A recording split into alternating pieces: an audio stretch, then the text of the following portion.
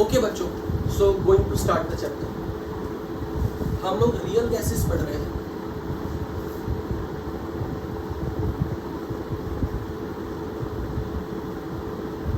तो उसमें हम लोगों ने ये बात उठाई थी कि एक्सपेरिमेंटली ग्राफ प्लॉट जब किया गया था किस किस के बीच में, compressibility factor Z versus pressure, and if this z number is equal to 1, this अगर if a gas if gas behaves like an ideal gas, for the ideal gas graph of z versus pressure should be a straight line parallel to its axis. Why? Because for ideal gas z is a constant number. No matter what pressure of the gas will be, z will always be going to be remain z equal to 1. सो अगर आप pressure इतना रख कोई भी pressure रखो, Z value remains. But for some gases like nitrogen, this kind of variation of Z versus pressure was observed. If I am plotting this graph at a constant temperature, let's say 25 degrees Celsius, which is we usually count it as room temperature. At 298 Kelvin, at this curve, nitrogen temperature of nitrogen at every point is 298 Kelvin. Initially, when pressure is 0, Z is 1, means gas behaves like ideal when the pressure of gas is 0. But as you increase the pressure from here up to here, up to here, from any pressure up to this, if your pressure varies from 0 up to pressure P1, in this range, Z value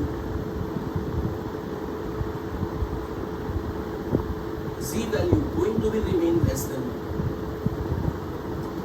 So up to this V-shaped curve, unless the pressure is up to P1, unless you cross pressure more than P1, gas has Z value less than 1, means gas is showing negative deviation for some range of pressure. And the gas, when its Z is less than 1, we used to say कि gas का behavior यहाँ से लेके यहाँ तक negative deviation from ideal behavior. But after increasing the pressure more than P1, gas shows continuously for any value of pressure which is more than P1, value of Z for the gas is going to be more than 1. And when Z increases and Z becomes more than 1 value, so whenever the line is above this horizontal line, this region, the gas is showing, it is said that gas is showing positive deviation. This was for nitrogen. Similarly, similar study was carried out for carbon dioxide, and similar variation was found to be there like this. Again, for CO2 as well, there is some range of pressure up to, let's say, P1 dash. From pressure 0 to P1 dash, for CO2 graph is showing negative deviation behavior of the gas.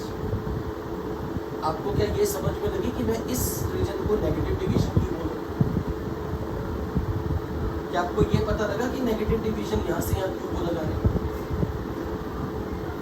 Because Z value less than 1 है, from any part of the curve which is lying below the horizontal line is negative division. और जैसे pressure P1 dash से cross करते हो, same line horizontal line से above होगी, तो for all the points on this line, for them Z value is more than 1 corresponding to some pressure. यानी कि अगर मैं गैस का प्रेशर बढ़ा रहा हूँ तो पहले गैस नेगेटिव डेविएशन दिखा रही है, और जितना नीचे की तरफ जाएगी मैं बोलूँगा gas more and more negative deviation दिखा रही है। यानी कि for some range of pressure gas shows more and more negative deviation. Now from here to here, gas is showing less negative deviation, but at least negative deviation. And then after increasing the pressure beyond certain value, gas is showing only positive deviation. This was for carbon dioxide at the same temperature, 298 Kelvin. for hydrogen at 298 Kelvin. It means for hydrogen, behavior of gas is every time in line which is above this horizontal line. इसका मतलब no matter what value of pressure, gas always shows which deviation? Gas always shows positive deviation. Because for any value of pressure, you see Z value more than 1. For helium,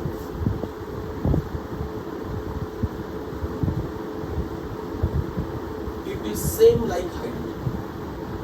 अच्छा ये बताओ, helium और hydrogen में ज्यादा positive division कौन दिखाता है? Helium. But ये जरूर है, for all gases, one thing is common. Graph starts from Z value, but it happens when pressure is zero. It means when the pressure is very very low, यानी कि pressure is tending to zero, all the graph will start merging at Z value 1. So from here, what was observed? Few gases like N2, CO2, they show negative deviation, means Z is less than 1 for some range of pressure.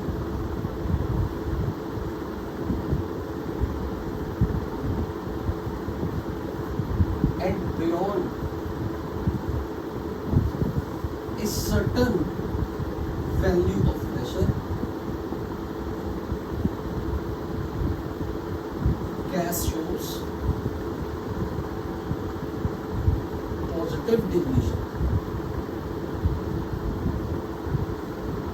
from ideal behavior.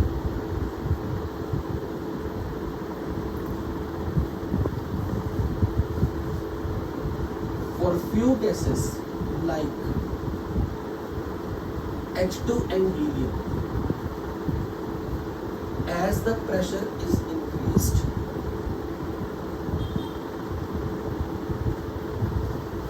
Z value always remain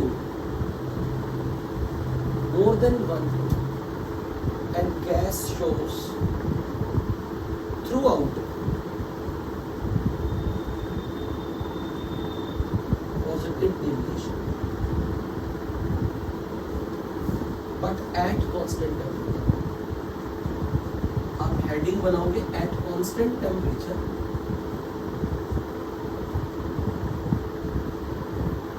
variation of Z versus pressure.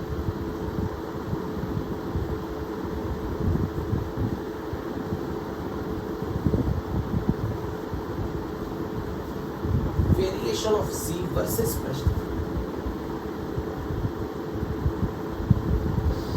at constant temperature, but temperature हमने change नहीं की. Now one more study was observed. Variation of Z versus temperature.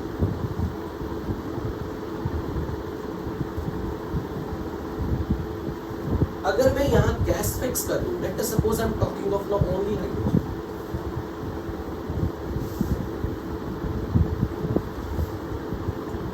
Suppose Z is 1 over here and x axis पर we are plotting pressure of the gas.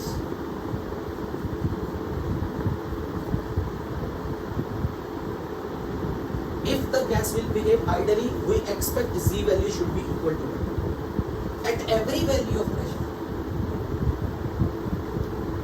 Suppose मैंने nitrogen का temperature 25 degree रखा है, और 25 degree रखते हुए suppose मैंने nitrogen का टेम्परेचर T1 रखा है. सपोज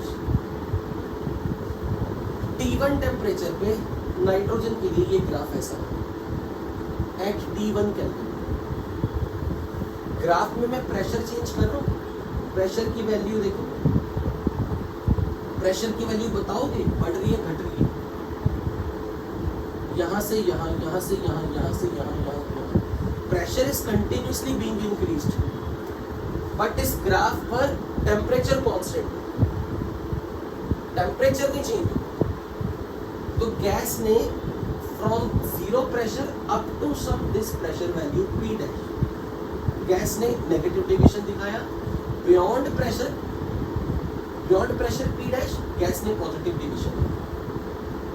अब मैंने सेम ग्राफ सेम नाइट्रोजन के लिए स्टडी की, बट नाइट्रोजन को हीट करके स्टडी की। मैंने नाइट्रोजन का टेम्परेचर मान लो T2 केल्विन कर दिया, where T2 is more then T1। अब मैं सेम एक्सपेरिमेंट एक हॉट गैस पे करूँ। ये ग्राफ है सर,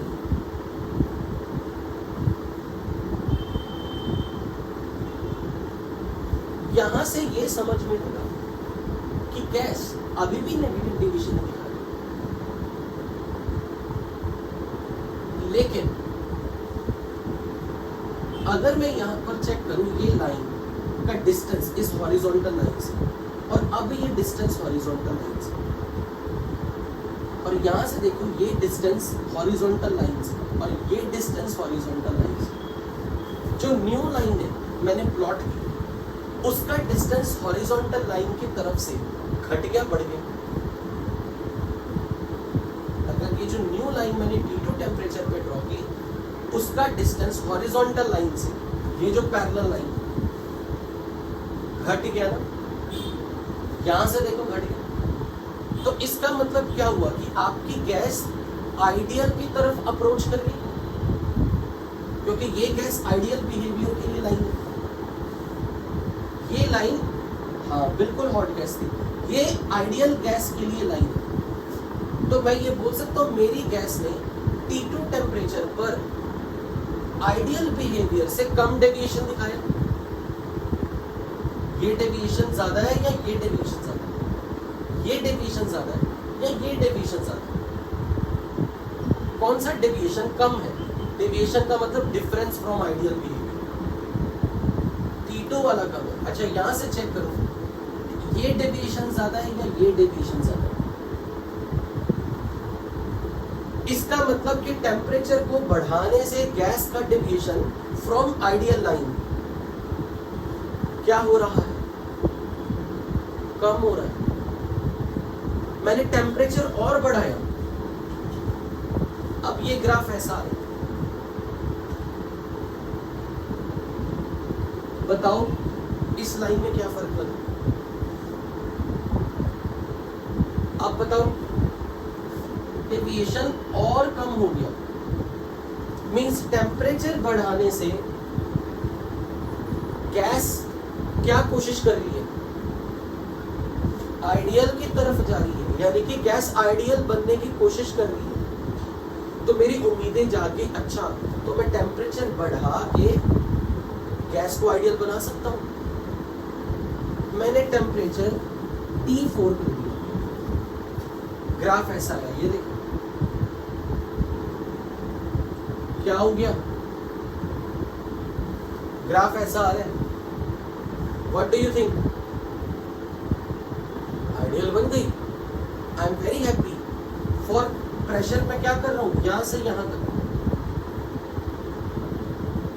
प्रेशर इंक्रीज कर रहा हूं, और गैस का टेम्परेचर कांस्टेंट है T4। गैस आइडियल बन गई, मैंने प्रेशर और बढ़ाया, ग्राफ ऐसा हो। कुछ समझ आया यहां से? क्या समझ में आया? कुछ बताओगे यहां से क्या कंक्लूजन निकला? कि जब टेम्परेचर T4 है, gas some range of pressure के लिए आइडियल बन गई, बट सेम टेम्परेचर T4 पर अगर प्रेशर आपने ज्यादा बढ़ाया तो गैस फिर से पॉजिटिव डिविजन दिखाएगी। अब टेम्परेचर और बढ़ाया, क्योंकि टेम्परेचर का बढ़ना मेरे लिए होप्स इंक्रीज कर रहा था, इसीलिए मैंने टेम्परेचर और बढ़ा के देखा, सेम गैस ऐसी ही। बताओ क्या आप समझ में आया? अब गैस क्या करती है? टेम्परेचर और बढ़ाया, अब क्या हुआ? और पॉजिटिव डिविजन दिखा रही है। यानी कि कोई भी गैस हो, कोई भी गैस, और ऐसी स्टडी सिर्फ नाइट्रोजन के लिए नहीं की, सब गैसेस पे की। हर गैस ने एक सर्टेन टेम्परेचर से, अगर एक सर्टेन टेम्परेचर पे हर गैस का ग्राफ ऐसा आ रहा है, इवन फॉर हाइड्रोजन। अगर गैस का टेम्परेचर एक सर्टेन वैल्यू ऑफ टेम्परेचर है जिस पर गैस ने बिहेव दिखाया आइडियल, बट और प्रेशर बढ़ाने पे दिखा दिया पॉजिटिव डिविजन, ये ग्राफ हर गैस के लिए ऑब्जर्व हुआ, हाइड्रोजन हीलियम के लिए भी हुआ। और अगर गैस का टेम्परेचर उस पर्टिकुलर टेम्परेचर से कम रख दिया जाए, कम, कोई भी गैसों में नेगेटिव डिविजन दिखा रही है, उस टेम्परेचर से ज्यादा कर दिया, कोई भी गैस पॉजिटिव डिविजन दिखा रही है। So this is a general graph for every gas. For every gas there is some temperature above which you heat the gas. Gas never shows negative division, it shows completely positive division. Below that particular temperature, every gas shows negative division. This temperature was called a special name, Boyle's temperature. तो अगर कोई पूछे what do you mean by Boyle's temperature, एक ऐसा temperature जिस पर for some range of pressure gas behaves ideally, but if you increase pressure beyond a certain value, even at the Boyle's temperature gas shows positive division, but at Boyle's temperature gas never shows negative division. क्या ये बात समझ में लगी या नहीं? और temperature को बढ़ाने से गैस आइडियल बन रही है। कौन सी, ये लाइन सीधी नहीं, ऐसी कोई स्टडी, मतलब इतना स्लोप हाई हो, ये वाली ना, आप बोल रहे हो कि ऐसी हो जाए T4 फिर ऊपर चढ़ेगी, मतलब इसके साथ स्लोप है भी कुछ पॉजिटिव स्लोप। हाँ, 90 millions. So the point is, on increasing the temperature,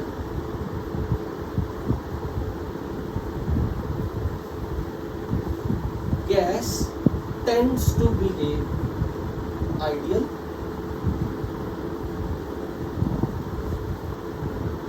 when temperature is equal to Boyle's temperature. Boyle's temperature का symbol is TB.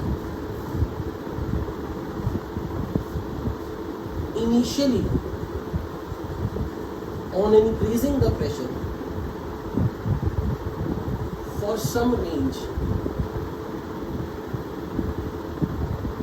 gas behaves ideally, but beyond certain pressure,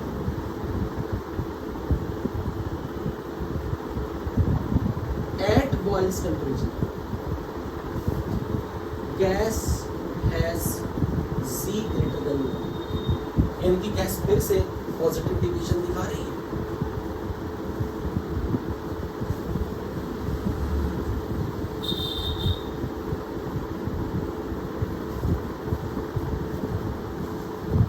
And when temperature of gas is less than Boyle's temperature, gas shows negative division.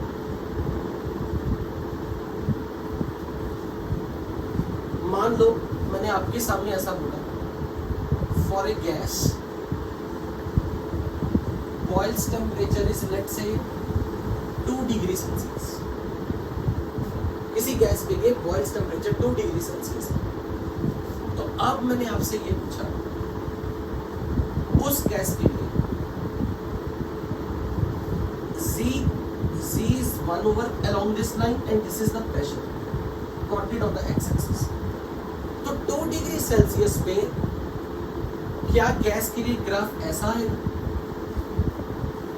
अगर temperature gas का 2 degree Celsius हो, gas का temperature 2 degree Celsius जो कि उसका boils temperature, क्या उस gas के लिए जिसका बॉइल्स टेम्परेचर 2 डिग्री सेल्सियस हो, तो क्या ये कर्व 2 डिग्री सेल्सियस पे आएगी? नहीं। यहां से आप बोलोगे कि अगर गैस ने ऐसा बिहेवियर दिखाया, गैस का temperature less than 2 degree Celsius, और अगर गैस ने ऐसा ग्राफ दिखाया, इसका मतलब इस लाइन के हर पॉइंट पे गैस का टेम्परेचर 2 डिग्री से ज्यादा है।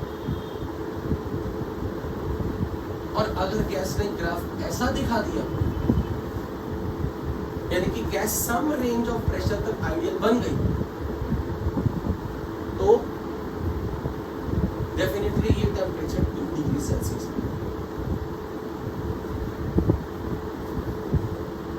कोई भी गैस के लिए ये ट्रेंड हमेशा रहेगा कि टेम्परेचर, जब टेम्परेचर गैस का टेम्परेचर उसके अपने बॉइल्स टेम्परेचर से कम होगा तो वो नेगेटिव डेविएशन दिखाएगी। जब गैस का टेम्परेचर उसके बॉइल्स टेम्परेचर के बराबर होगा तो वो पहले आइडियल बिहेव करेगी, फिर बाद में पॉजिटिव डेविएशन दिखाएगी। और जब गैस का टेम्परेचर 2 डिग्री से ज्यादा होगा तो सेम गैस पॉजिटिव डेविएशन दिखाएगी। बट बॉइल्स टेम्परेचर की वैल्यू हर गैस की अलग अलग है। बॉइल्स टेम्परेचर की value depends on nature of the gas. For every gas it has own Boyle's temperature. So Boyle's value of Boyle's temperature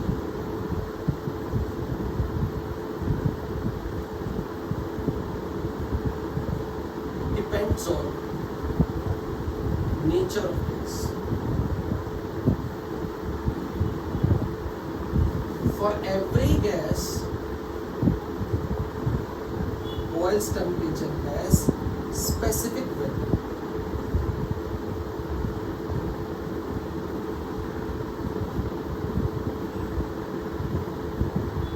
तो अब अगर मैं इन दोनों एनालिसिस को, पहले वाले एनालिसिस को अब वाले एनालिसिस से कंबाइन करूं, तो मैं ये बोलूंगा कि गैस लो प्रेशर और हाई टेम्परेचर पे आइडियल बिहेव करेगी। क्योंकि कोई भी ग्राफ ले लो, जीरो प्रेशर पे Z की value 1। So when pressure is reduced to 0, सारे पॉइंट्स 1 की तरफ अप्रोच करेंगे। जैसे जैसे आप प्रेशर को कम कर रहे हो, ये ग्राफ के पॉइंट्स नीचे की तरफ जाएंगे, Z वैल्यू 1 की तरफ। और अगर प्रेशर को बहुत कम कर दिया 0 पर, तो सारे पॉइंट्स मर्ज होकर Z इक्वल टू 1 में अप्रोच करेंगे। यानी कि प्रेशर को लो करो और टेम्परेचर को हाई करने से गैस आइडियल बिहेव करती है। This is one of the most important question which can be asked from A JES paper.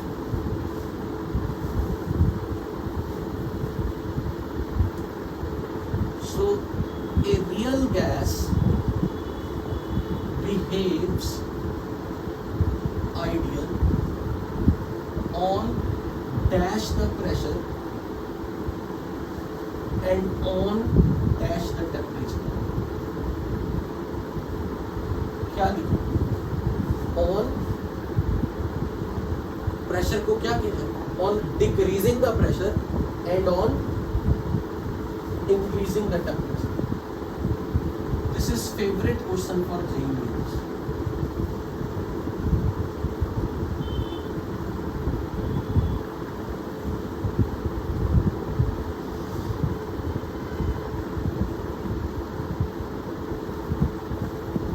तो आई थिंक अब आपके दिमाग में ये सारी चीजें घूम रही होंगी। बाय चांस कोई अगर सीरियसली इस फिल्म, इस स्टोरी में हो गया, वो सोचेगा ऐसा क्यों हो रहा है। क्योंकि मैंने आपको पहले ही बोल दिया था कि हम रियल गैस को किस सीक्वेंस में पढ़ेंगे। पहले मैं कुछ एक्सपेरिमेंटल रिजल्ट्स आपके सामने दूंगा, फिर क्वेश्चन उठेगा कि ऐसा क्यों हुआ, क्यों ऐसा हुआ कि जब टेम्परेचर बॉइल्स टेम्परेचर से कम है गैस नेगेटिव डेविएशन दिखाती है। नेगेटिव डेविएशन वाली गैस का ग्राफ पहले नीचे की तरफ क्यों जाता है, मिनिमम की तरफ क्यों, फिर ऊपर क्यों राइज होगा, फिर फाइनली पॉजिटिव डेविएशन कैसे दिखाता है। फिर जब टेम्परेचर बॉइल्स टेम्परेचर पे था क्यों गैस पहले आइडियल बनती है, फिर वो पॉजिटिव डेविएशन दिखाता है। इस वक्त उसने नेगेटिव डेविएशन क्यों दिखाया। क्यों ऐसा हो रहा है कि बियॉन्ड ए प्रेशर, प्रेशर बढ़ाने से Z वैल्यू हमेशा 1 से ज्यादा ही क्यों होगी। द अब हमें चैप्टर को इसी तलाश में आगे बढ़ाना है कि भाई इन सारे क्यों, इन सारे वाई, इन सारे ग्राफ्स का रीजन पकड़ना है। और अगर ग्राफ का रीजन समझ में आ जाए तो फिर इन सारी इक्वेशंस, ये जो ग्राफ है, इन सब के लिए मैथमेटिकल इक्वेशन है। क्योंकि ग्राफ आने के बाद एक बहुत बड़ी जिम्मेदारी बन जाती, ऐसी कोई मैथमेटिकल इक्वेशन चूज करो, कोई सिलेक्ट करो या कोई ढूंढो जिसमें ये ग्राफ फिट हो, ताकि हम किसी भी नई अननोन गैस का बिहेवियर स्टडी कर सकें।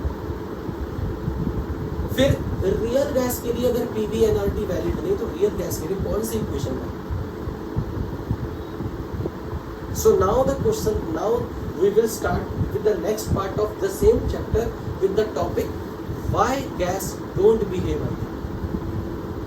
क्योंकि उस why में कुछ ना कुछ आंसर छिपा है कि गैस आइडियल बिहेव करती क्यों नहीं। अब हमें वो देख। Can I erase?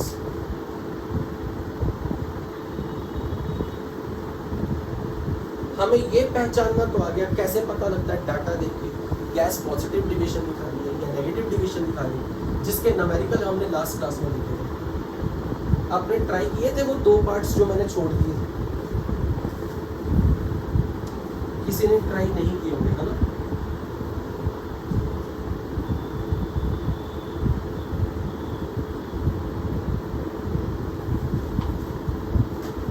आपके बैच में ना यही प्रॉब्लम है, जब कोई होमवर्क छोड़ दो ना फिर आप करते ही नहीं।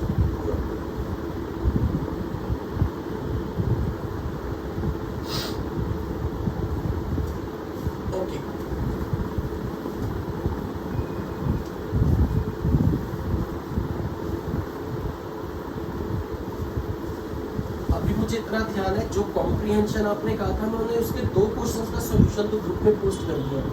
फिर किसी स्टूडेंट ने कहा कि 3rd क्वेश्चन भी बताना, तो फिर मैं आज आपको ग्रुप कॉम्प्रिहेंशन में 3rd क्वेश्चन का सॉल्यूशन पोस्ट कर दूंगा।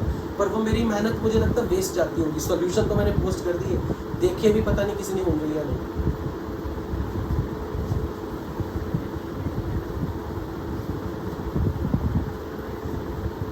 कराया गया ना, तभी तो डाउट आ गया था उन बच्चों को।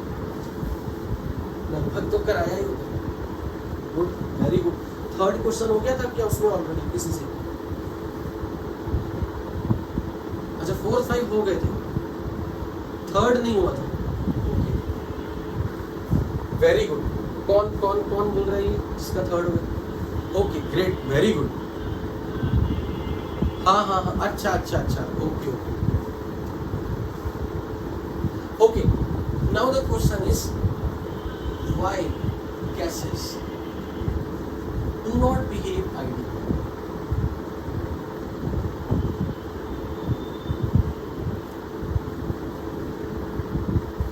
And इसका जो आंसर है वो सबसे बड़ी प्रॉब्लम है।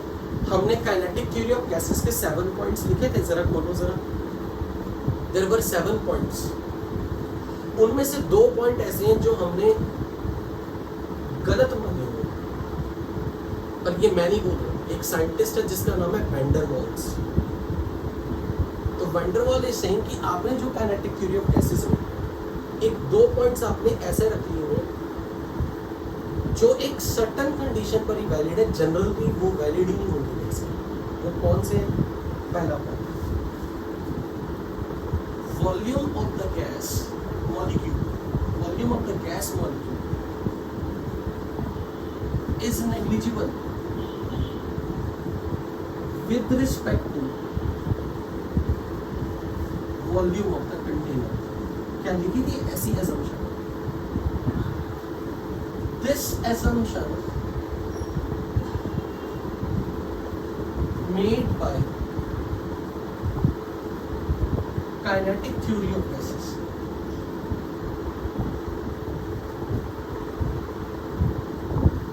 is valid only, आगे आप लिखोगे कुछ लाइन छोड़ रहे हैं, आगे 2-3 लाइन छोड़ रहे हैं।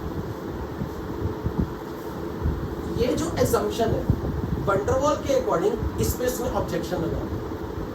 खैर आप ये कह रहे हो कि अगर किसी कंटेनर का वॉल्यूम है कुछ और इसमें आपने कुछ certain quantity of gas molecules रखे,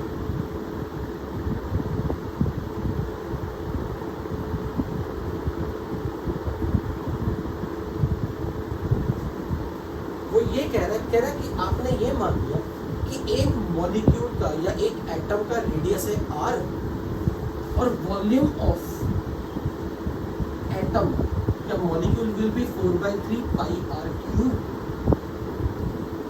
और अगर आपके पास नंबर ऑफ मॉलिक्यूल है n नंबर ऑफ मॉलिक्यूल्स, तो total volume of all the gas molecules या atoms, total volume of all n number of gas atoms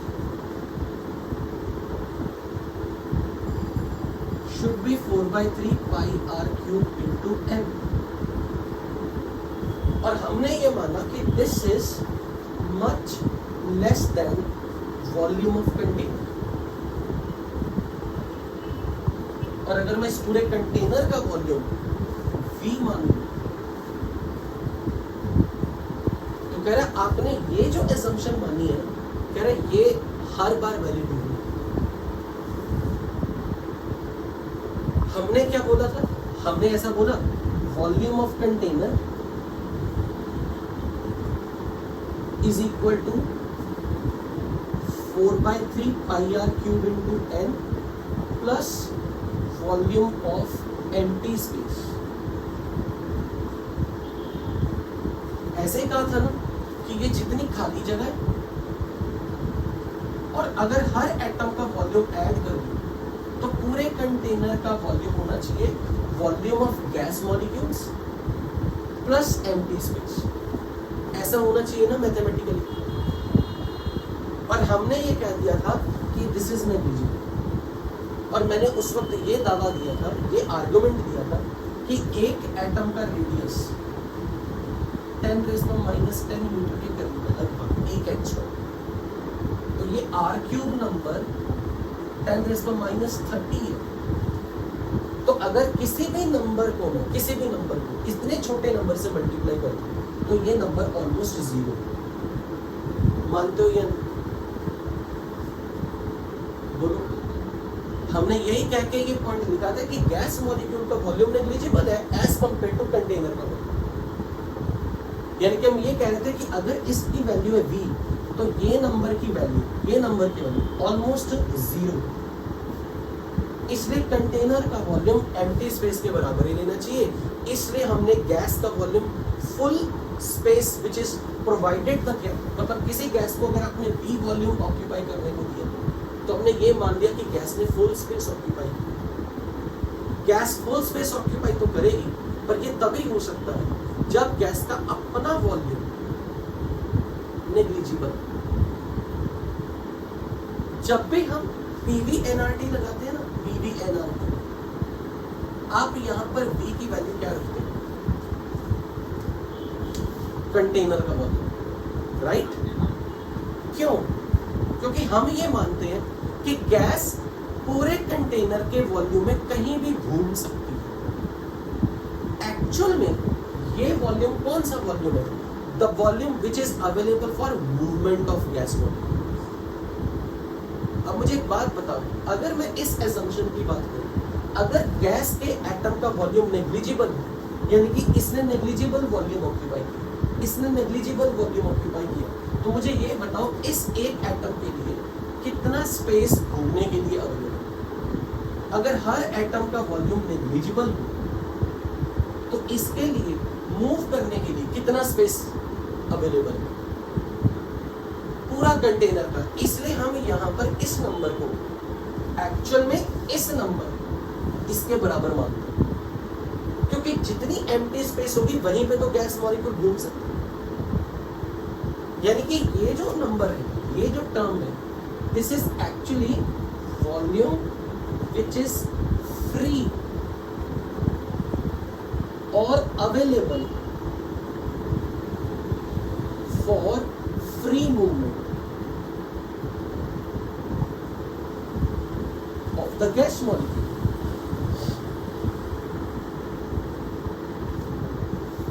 तो अगर हम ये मान लें कि एटम का वॉल्यूम टेंडिंग टू 0 है, तो किसी एक एटम को अगर घूमने के लिए वॉल्यूम पूछी जाए तो वो कितनी वॉल्यूम अवेलेबल है? पूरी कंटेनर। प्रोवाइडेड हर एटम का volume tending to 0।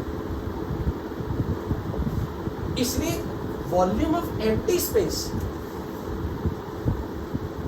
Volume of free movement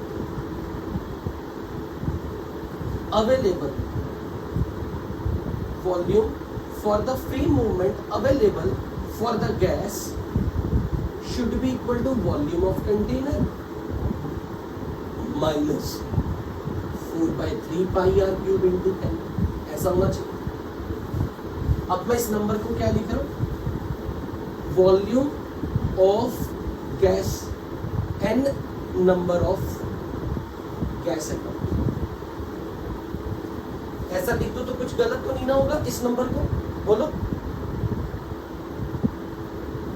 बोलो, क्या मैं इस नंबर को volume of n number of gas atom, या यूं कह low volume occupied by the gas atoms, volume occupied by the gas atom, all gas atoms, एक atom नहीं, ऑल गैस एटम। तो हम ये मान के चल रहे हैं कि ये नंबर नेग्लिजिबली स्मॉल है, ये नंबर नेग्लिजिबली स्मॉल है। तो फिर जो वॉल्यूम गैस के लिए फ्री अवेलेबल मूवमेंट के लिए, for the free movement how much space is available for the gas molecule to occupy, वो हमने कंटेनर के वॉल्यूम के बराबर हमेशा यहाँ रखा। पर वंडरवॉल कह रहा है कि ऐसा सही नहीं है। कह रहा है जब आप गैस को हाई प्रेशर पे ले आते हो, जब आपने बाहर का प्रेशर एक्स्ट्रा लार्ज कर दिया, तो ये कंटेनर दबना शुरू हो जाएगा, और जब ये कंटेनर दबेगा, जब ये कंटेनर दबते दबते छोटा होगा, तो सारे मॉलिक्यूल को पास पास आना पड़ेगा। मानते हो या नहीं? और जब ये पास पास आना शुरू कर देंगे, तो अब ये नंबर नेग्लिजिबल नहीं है। कह रहा तब इनका कंट्रीब्यूशन कुछ ना कुछ होगा। एक्चुअली वो क्या कह रहा है, एक बात बताओ, जब मैं इस कंटेनर को दबा के छोटा कर रहा हूं, क्या रेडियस बदल रहा है एटम का? क्या उनकी संख्या बदल रही है? तो ये नंबर तो हमेशा कांस्टेंट होगा।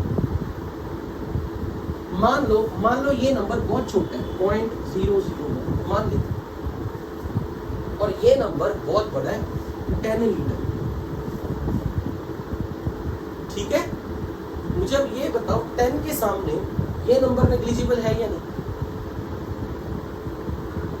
अब मैं कह रहा हूं कि मैं प्रेशर लगा रहा हूं कंटेनर के ऊपर, बाहर से प्रेशर लगा रहा हूं, तो अंदर गैस का प्रेशर बढ़ेगा या घटेगा? तो यानी कि गैस हाई प्रेशर पे होगी। जब मैं बोल रहा हूं गैस का प्रेशर बढ़ाओ, गैस का अंदर का प्रेशर तभी बढ़ेगा जब आप बाहर से प्रेशर बढ़ाओ, क्योंकि action from outside, reaction of the gas from inside.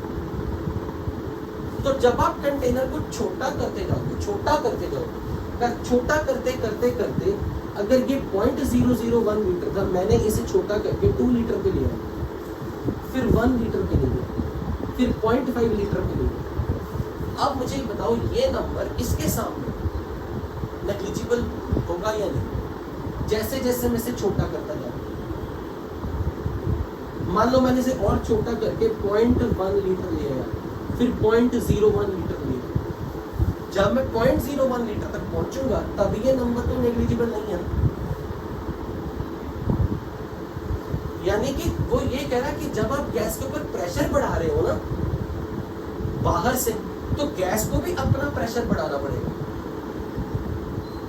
और अगर गैस अपना प्रेशर बढ़ाएगी तो गैस मतलब पूरे कंटेनर को कंप्रेस होना पड़ेगा। कंटेनर को कंप्रेस होने से ये सारे एटम्स और मॉलिक्यूल पास पास कुछ इस तरह से आ गए।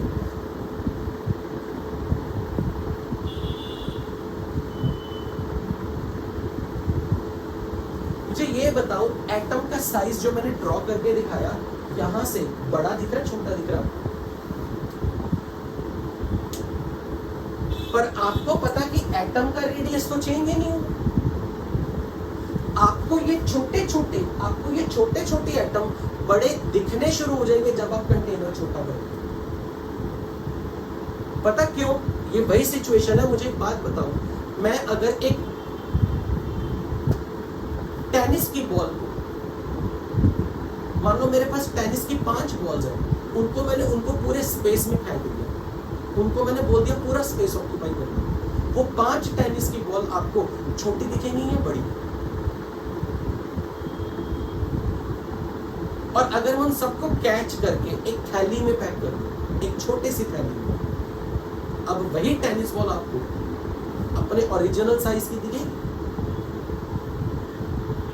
फॉर एग्जाम्पल ऐसे समझ लो, तारे, स्टार्स हमें यहां से बैठ के छोटे दिखते हैं, बड़े दिखते हैं?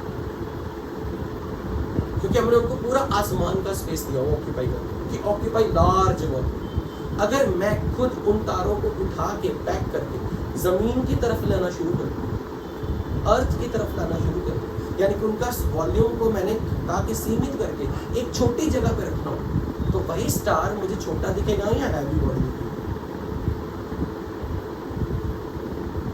बताओ, हैवी बॉडी दिखेगी, बड़ी बॉडी दिखेगी? तो ये बिल्कुल वैसा है जिस एटम को आप नेग्लिजिबल बोल रहे हो ना, वो कह रहा है इसलिए क्योंकि आपने उनको एक बड़ी स्पेस ऑक्यूपाई करने को दी। और बड़ी स्पेस कब होगी ऑक्यूपाई करने को? जब गैस को आपने ज्यादा वॉल्यूम ऑक्यूपाई करने को दिया, जब आपने गैस को बड़ी स्पेस ऑक्यूपाई करने को दी, इस वक्त गैस का अंदर का प्रेशर जो होगा वो कम होगा या ज्यादा होगा? और जैसे ही आपने बाहर से प्रेशर लगाया तो गैस को दबना पड़ेगा, गैस को छोटी जगह पे आना पड़ेगा, और अब अंदर गैस का प्रेशर क्या हो चुका है? ज्यादा। यानी कि यहां अंदर गैस का प्रेशर, कंटेनर के अंदर गैस का प्रेशर यहां ज्यादा है या यहां ज्यादा? गैस का प्रेशर छोटे वाले में ज्यादा, इसलिए यहां उतने ही एटम्स है, कह रहा है एटम्स उतने ही है, और एटम का रेडियस अभी भी उतना है, पर अब वो एटम्स आपको छोटे नहीं दिखेंगे, बड़े बड़े दिखेंगे। इसलिए आपकी ये वाला जो नंबर है, जो आपको 10 लीटर के सामने नेग्लिजिबल दिख रहा है, पर अगर आपने इतना प्रेशर बाहर से अप्लाई कर दिया कि गैस का प्रेशर अंदर बढ़ने लगा, गैस को तो दबना पड़ा, और अगर आपने दबाते उसे इस नंबर पे लाया, तो अब इस नंबर के सामने ये नंबर आपको नेग्लिजिबल नहीं दिखेगा। मानते हो या नहीं मानते? इस बात में दम है या नहीं? इसका मतलब कि ये जो लाइन लिखी हुई है आप, volume of gas molecule is negligible with respect to volume of container, this is valid only one when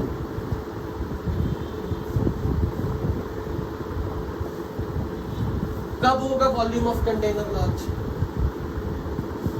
जब गैस का प्रेशर कम होगा, only at low value of pressure.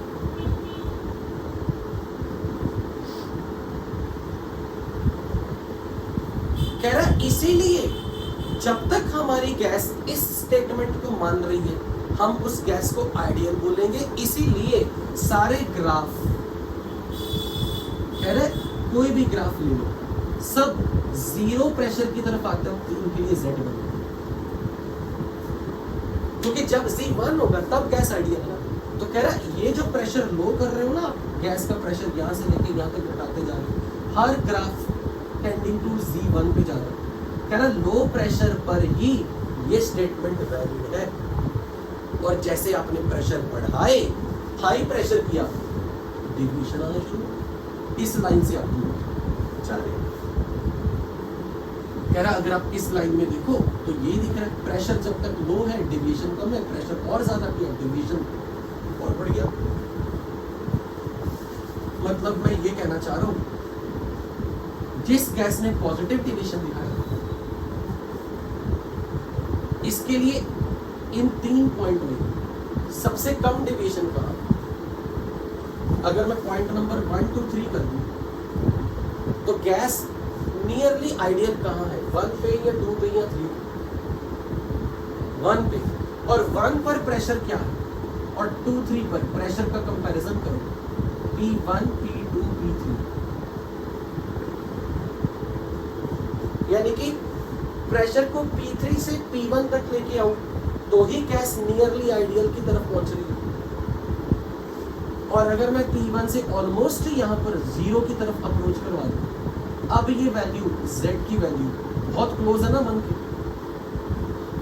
Pressure को कम करने पर कह रहा है ये स्टेटमेंट वैलिड हो रही है, इसलिए गैस ऐसा बिहेवियर दिखा रही है। कह रहा है पर प्रेशर को अगर आप ज्यादा कर दोगे, यहां से जितना ज्यादा करते जाओगे ये डिविएशन बढ़ता जाएगा। कह रहा चाहे नेगेटिव डिविएशन में देखो, यहां वाले रीजन में आपको वही चीज दिखी। कह रहे यहां भी देख लो, यहां से यहां रीजन प्रेशर को बढ़ा रहे हो, यहां से यहां कर रहे हो, पॉइंट्स नीचे जा रहे हो, यानी कि C वैल्यू 1 से अवे जा रही है। फिर प्रेशर बढ़ा रहे हो, C वैल्यू 1 से अवे जा रही है। कह रहा प्रेशर को बढ़ाने से आप इस स्टेटमेंट को फिट नहीं कर पाते। कह रहे ये नहीं कह सकते कि एटम्स का वॉल्यूम नेग्लिजिबल है हमेशा। कह रहे जब आप गैस के ऊपर इतना ज्यादा प्रेशर बाहर से लगा दोगे कि ये कंटेनर दब जाएगा और अंदर गैस का प्रेशर बहुत हाई हो चुका है, उस वक्त एटम्स के लिए जो फ्री स्पेस है, फ्री स्पेस जो घूमने के लिए फ्री अवेलेबल वॉल्यूम है, कह रहा वो कंटेनर जितनी नहीं है। कंटेनर में से कुछ सब्ट्रैक्ट करना पड़ेगा। कह रहा क्योंकि तब एटम्स का अपना वॉल्यूम नेग्लिजिबल नहीं होगा, तो पूरा कंटेनर का वॉल्यूम गैस के लिए फ्रीली मूवमेंट के लिए अवेलेबल हो। कह रहा ऐसा पॉसिबल है। जब इस नंबर ने अपनी कंट्रीब्यूशन दिखानी शुरू कर दी, तो आप PV-nRT में ये V की वैल्यू कंटेनर का वॉल्यूम नहीं रख सकते, ये नहीं रख सकते। This is wrong. कब? At very high value of pressure of the gas, क्योंकि अब एटम्स और मॉलिक्यूल का अपना वॉल्यूम जिसको आप नेग्लिजिबल मानते हो वो नेग्लिजिबल नहीं है। अब अगर इस एटम को घूमना है ना, फ्रीली घूमना है, तो इसको पूरा कंटेनर का वॉल्यूम माइनस इसका वॉल्यूम माइनस इसका माइनस इसका माइनस इसका माइनस इसका उसका खुद का माइनस, क्योंकि जहां वो खुद खड़ा है अब वो वॉल्यूम भी उसके लिए फ्रीली मूवमेंट के लिए अवेलेबल नहीं है। बोलो ये बात आपको जेन्युइन लगी या नहीं? तो आज से बाद आपके दिमाग में ये माइंड में ये क्लियर हो कि जब आप PV-nRT में V को कंटेनर का वॉल्यूम लिख रहे थे, तो आप एक्चुअल में ये कौन सा V पुट कर रहे थे? Volume available for free movement. और volume available for free movement was volume of container. हर न्यूमेरिकल में ये रख रहे थे, क्योंकि हम इस नंबर को हमेशा 0 मान रहे थे, क्योंकि हमारी गैस आइडियल के लिए हम न्यूमेरिकल्स करते हैं। लेकिन अब जब गैस आइडियल नहीं होगी, जब गैस हाई प्रेशर पे होगी, यानी कि गैस का वॉल्यूम आपने स्मॉल कर दिया, कंटेनर का वॉल्यूम छोटा कर दिया, तो अब गैस के लिए जो फ्री मूवमेंट के लिए वॉल्यूम अवेलेबल है वो कंटेनर के वॉल्यूम में से कुछ माइनस करके मिलेगा। वो माइनस नंबर क्या होगा? एटम्स का खुद का ऑक्यूपाइड होगा। बोलो ये बात समझ आई या नहीं?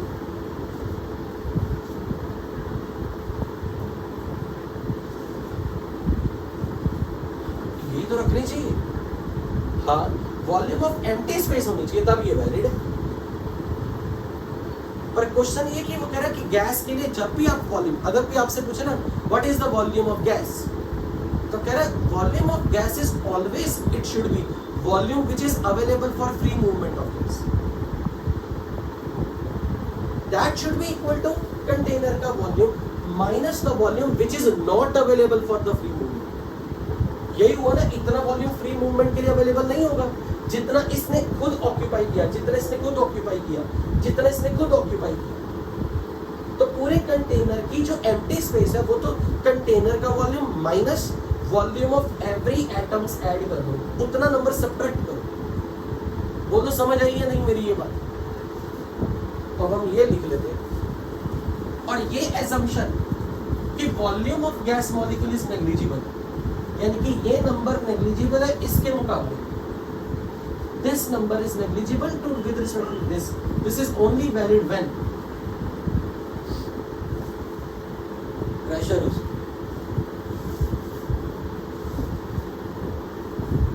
तो शायद आपको ये समझ आई होगी कैसे इतने बारीक से पॉइंट पे जाके बंडर हुआ ने आर्गुमेंट कर दिया।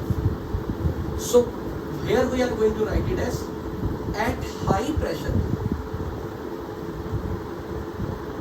when gas has less volume available for the free movement of the gas occupied volume by all gas atom which is restricted or not available for the free movement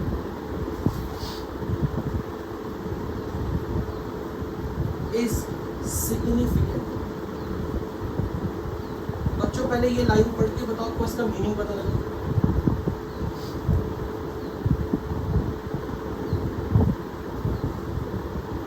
cash line का meaning पता लगा?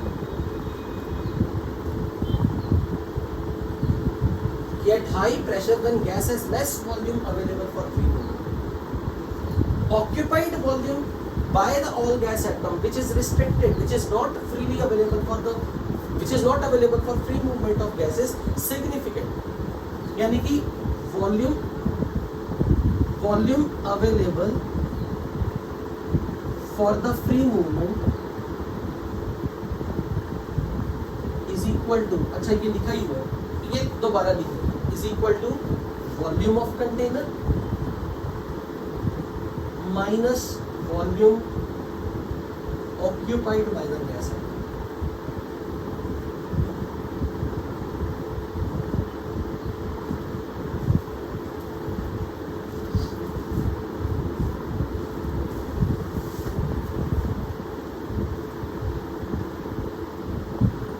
Now second assumption.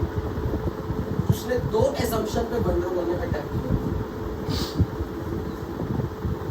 Second assumption क्या है? हमने कहा था there is negligible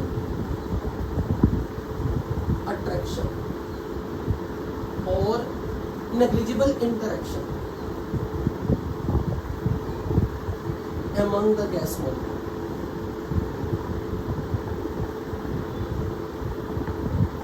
gas के एक मॉलिक्यूल और दूसरे मॉलिक्यूल में या गैस के एक एटम और दूसरे एटम में कोई अट्रैक्शन, कोई रिपल्शन नहीं है.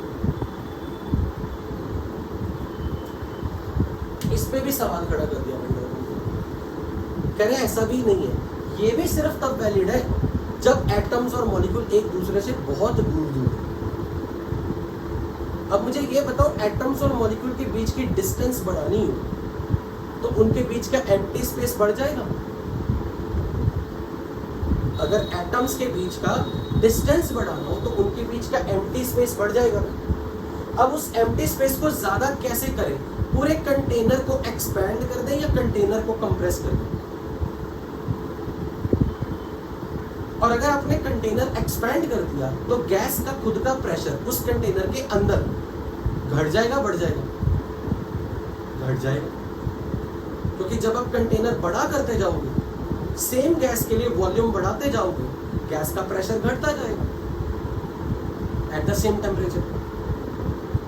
और जब गैस के एटम्स और मॉलिक्यूल में डिस्टेंसेस बढ़ते जाएंगे तो ऑटोमेटिकली उनमें किसी तरह की अट्रैक्शन या रिपल्शन नहीं होगी. पर अगर कह रहा जब आपने गैस के मॉलिक्यूल्स को सपोज पहले इतनी वॉल्यूम दी और यही 10 मॉलिक्यूल थे, सपोज 1 2 3 4 5 6 7 8 9 कह रहा जब आपने इसी गैस के ऊपर बाहर से प्रेशर लगाया और अंदर गैस का प्रेशर बढ़ना शुरू हो गया तो आपने इस कंटेनर को दबा के जब ऐसे कर दिया, अब वही 10 एटम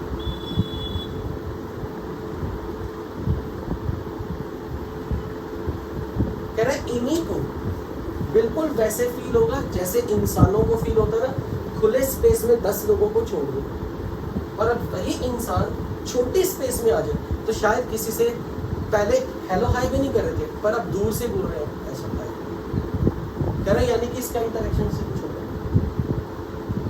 कह रहे ये भी हो सकता है अगर आपने इस कंटेनर को और दबा दिया, यानी कि गैस का प्रेशर और बढ़ा दिया तो आपने अगर ये कंटेनर और छोटा कर दिया अब ये ऐसे हो जाएगा.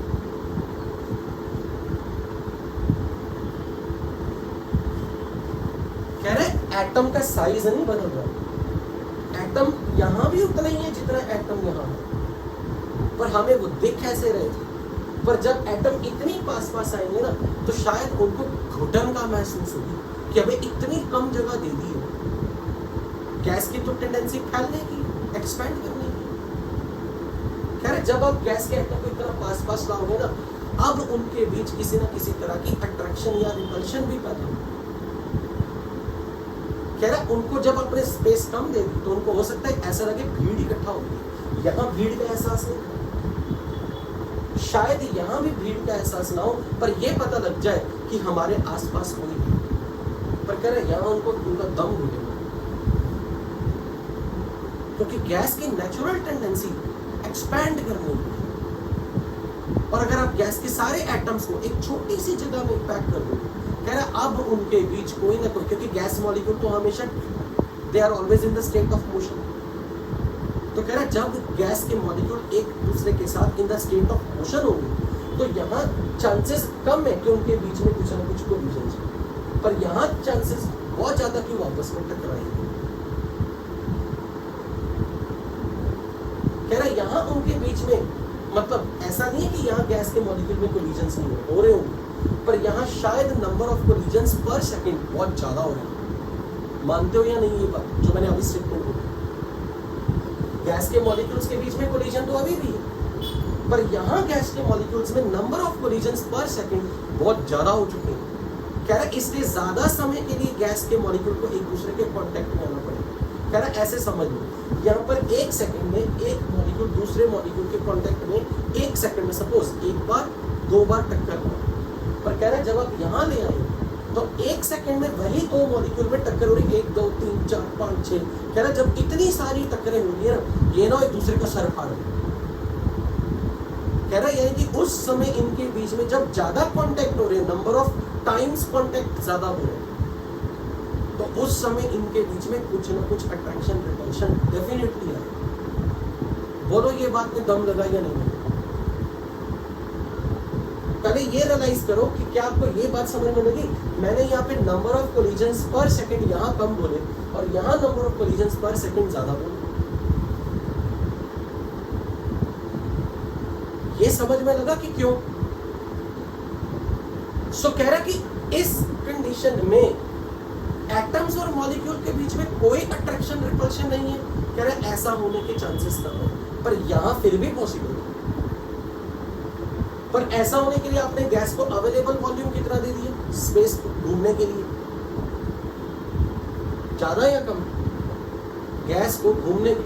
और अगर सोच के बताओ ये वाली वॉल्यूम जो मैंने कंटेनर की रखी है, अगर मैं इनफाइनाइट करूं, ये दीवार खुली ये दीवार खुली, ये दीवार खुली, ये दीवार खुली, अब वही 10 मॉलिक्यूल कितनी स्पेस ऑक्यूपाई करें?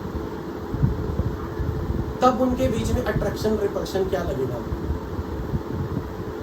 क्योंकि अब उनको एक दूसरे के कांटेक्ट में आने का शायद टाइम ही नहीं मिलेगा,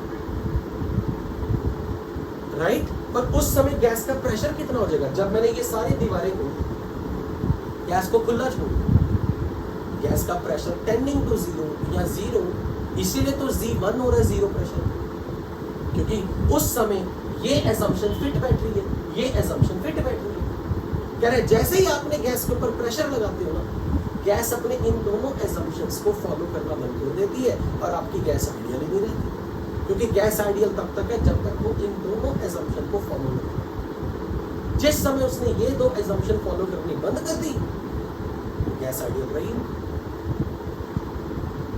क्या आपको अभी तक जितना ये एक्सप्लेनेशन दिया समझ में लगा, जस्टिफाइड लगा?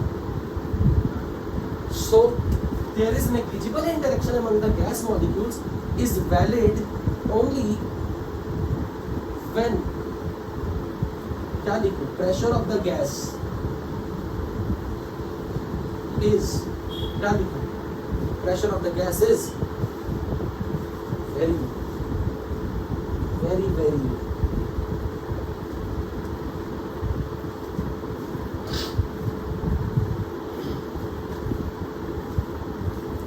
तो शायद आपको इस सवाल का जवाब मिल गया होगा कि गैसेस आइडियल बिहेव क्यों नहीं करती। और जब भी आपने कोई भी गैस को कंटेनर कंटेनर में डाला, कभी भी आपने अब अपने रियल वर्ल्ड में लिया, गैस को जब 4 दीवारी में बंद करोगे तो गैस का कुछ ना कुछ तो प्रेशर होगा, बोलो। और जैसे ही गैस का प्रेशर नॉन जीरो हो गया, नॉन जीरो, गैस ने आइडियल बिहेव करना बंद कर दिया, क्योंकि गैस कह रही मैं C1, कोई भी ग्राफ यहां पे जाके C1। अभी मैं उस स्टूडेंट का आंसर दूंगा जिसने कहा था सर यहां भी तो C1 है, मैं आऊंगा उसको, पर अभी तो हम इस चीज को बोल रहे कि Z1 लाने के लिए P की वैल्यू 0 चाह रही है गैस, वो कह रही मुझे 0 प्रेशर करना है तब मैं Z1 करूंगी। लेकिन जब गैस का प्रेशर 0 करना हो तो गैस को आपको कितना स्पेस में खुला छोड़ना पड़ेगा, infinite, which is not possible in reality. क्योंकि जब भी हमें गैस घर में कभी भी यूज करने के लिए किसी भी एप्लीकेशन में गैस की जरूरत हो, आप गैस को सिलेंडर में बंद करते हो। द मोमेंट आपने इसको सिलेंडर में बंद किया, सिलेंडर का वॉल्यूम तो इनफाइनाइट नहीं है, आपने गैस को इनफाइनाइट वॉल्यूम नहीं दी, उस समय गैस के मॉलिक्यूल जो सिलेंडर के अंदर है उनके बीच का अट्रैक्शन या रिपल्शन 0 नहीं है, दूसरा उनका अपना वॉल्यूम नेग्लिजिबल नहीं होगा। इसलिए सिलेंडर के अंदर जब भी गैस आएगी आपको, वो हमेशा नॉन आइडियल है।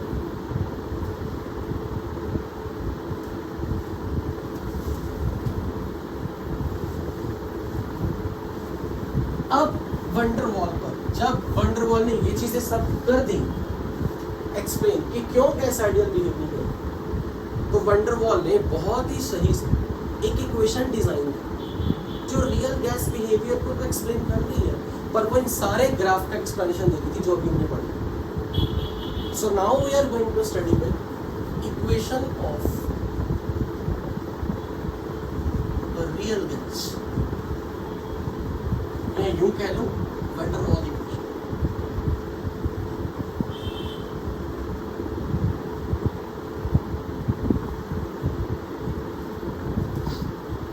तो अब हम जब भी मैं यहाँ पर PVNRT लिखूंगा ना, अब आपने दिमाग में ऐसे रखना, एक pressure term multiply by volume available for free movement,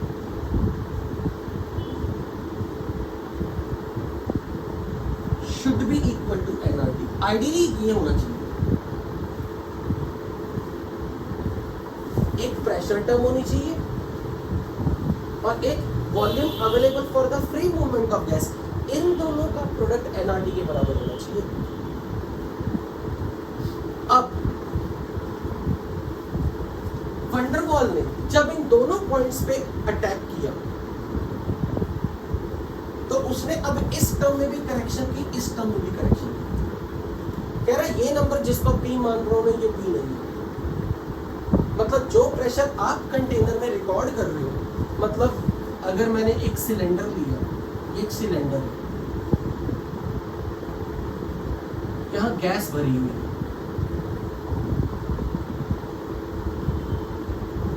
और इस वक्त यहां पे मैंने बैरोमीटर लगा दिया सपोज, या मैनोमीटर लगा दिया,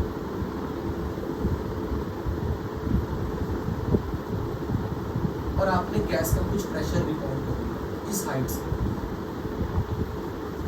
ऐसे करते थे ना मैनोमीटर, एक फ्लास्क में गैस रखते थे तो फ्लास्क की जगह कंटेनर है, और अगर मैंने यहाँ पर इसके लिए मैनोमीटर लगा के कुछ प्रेशर रिकॉर्ड कर दिया, कह रहा आप इस प्रेशर को डायरेक्ट यहाँ नहीं रख सकते क्योंकि आपकी गैस आइडियल ही नहीं। मान लो कि यहाँ पर आपके पास यहाँ 5 मोल गैस है और 300 केल्विन पे, कह रहा 5 मोल गैस 300 केल्विन पे, अगर इस सिलेंडर का वॉल्यूम 10 लीटर है तो कह रहा 5 मोल गैस को 10 लीटर स्पेस अवेलेबल नहीं है घूमने के लिए, एक्चुअल में ये 10 लीटर माइनस समथिंग है। कह रहा ये वॉल्यूम 10 लीटर के कंटेनर में आपको सिलेंडर 10 लीटर का दिख रहा है, पर गैस के लिए 10 लीटर की स्पेस अवेलेबल नहीं है मूवमेंट। गैस को फ्रीली मूव करने के लिए जो स्पेस है वो 10 लीटर में से कुछ माइनस है। कह रहा अब अगर आप प्रेशर को निकाल रहे हो NRT बाई 20, तो कह रहा इस वक्त अगर आपने ये कैलकुलेशन कर दी 10 माइनस एक्स। कह रहा है कि ये एक्चुअल में गैस का रियल गैस का प्रेशर है। अगर आप सोच रहे हो कि ये रियल गैस का मतलब अगर हम सोच रहे हैं कि रियल गैस का प्रेशर इतना है, कह रहा है इतना भी नहीं है। वो कह रहा है कि ऐसा भी नहीं है, कह रहा है इसमें इससे भी कुछ डिफरेंस आएगा। मतलब वंडर वॉल के हिसाब से अगर मैंने एनआरटी में V माइनस भी कर दिया तो कह रहा कि अगर आप सोचो कि गैस का प्रेशर इस नंबर के बराबर होगा, कह रहा उसमें भी कुछ गड़बड़। कह रहा ऐसा क्यों है, पहले एक बार मैं आपको ये दिखाऊं। वो कह रहा कि प्रेशर को कैलकुलेट कैसे करना है पहले वो सीखते हैं। How to calculate this pressure.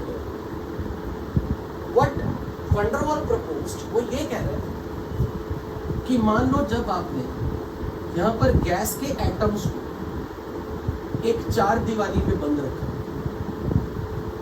तो गैस का प्रेशर रिकॉर्ड क्यों होता है? क्योंकि गैस के एटम दीवार पे जाके टक्कर मारते हैं। Whatever the force, average force exerted by all the gas molecules at a given instant per unit area that decide the pressure of the gas at that instant. Yes or no? जो भी pressure gas का लग रहा है वो force exerted by all the gas molecule imparted at the wall during the collision per unit area. तो कह रहा है एक बात ये बताओ कि जब ये गैस दीवार पे जाके टक्कर मार रही थी तो इस गैस की दीवार की तरफ जब ये जा रहा है, जब तक तो ये आइडियल था, जब तक हम इसे पी को आइडियल गैस मान रहे थे, तो जब ये दीवार पे टक्कर लगाने जा रहा है ना, कह रहा इसका इसके साथ कोई अट्रैक्शन रिपल्शन नहीं मान रहा, इसका इसके साथ कोई अट्रैक्शन रिपल्शन नहीं, इसका इसके साथ, इसका इसके साथ, इसका इसके साथ कोई अट्रैक्शन रिपल्शन नहीं। कह रहे पर जब गैस मॉलिक्यूल दीवार पे हिट करने जा रहे हैं, ये तो रियलिटी में गैस है, रियलिटी में तो इसका इसके साथ, इसके साथ, इसके साथ, इसके साथ कुछ ना कुछ तो अट्रैक्शन रिपल्शन है। तो इस मॉलिक्यूल को पीछे की तरफ लगने वाली फोर्स ज्यादा है पर इसको आगे की तरफ लगने वाली फोर्स कम है, क्योंकि जब कोई दीवार पे जा रहा है ना, पीछे उसके ज्यादा लोग हैं, आगे कम। तो इस एटम के ऊपर पीछे की तरफ लगने वाली फोर्स ज्यादा है या आगे की तरफ लगने वाली फोर्स ज्यादा है? तो नेट फोर्स जब ये पार्टिकल दीवार पे जा रहा है, जब उसके लिए नेट फोर्स बैकवर्ड लग रही है, तो अब वो दीवार पे जब पुश करेगा, वो फोर्स से आपने प्रेशर रिकॉर्ड किया, क्या ये उसकी एक्चुअल कैपेसिटी थी? मतलब अगर ये अट्रैक्शन रिपल्शन ना होती, अगर वो F फोर्स से दीवार पे टक्कर मारता और अब जब उसको पीछे से लगने वाली फोर्स मिल रही है, अब जो वो दीवार पे टक्कर मार रहा है, कौन सी फोर्स ज्यादा होगी? कौन सी फोर्स दीवार पे ज्यादा होगी? पहले वाला कब? जब यहां पर इस एटम के लिए कोई भी किसी तरह का अट्रैक्शन रिपल्शन नहीं है, राइट? यानी कि जिस पी को आप आइडियल मानते हो वो रियल प्रेशर से तो ज्यादा होना चाहिए, मानते हो या नहीं? रियलिटी में जब वो गैस मॉलिक्यूल दीवार पे कोलाइड करने जा रहा है, रियलिटी में, तो उसके पीछे उसको पुल करने वाले लोग ज्यादा हैं। जैसे कि मैं इसको ऐसे समझाता हूं, मान लो मैंने यहाँ गैस के मॉलिक्यूल कुछ दीवार पे सटे हुए लगाए, क्यों? क्योंकि दीवार पे कोई ना कोई मॉलिक्यूल तो जरूर है हर समय जो टक्कर मारता है।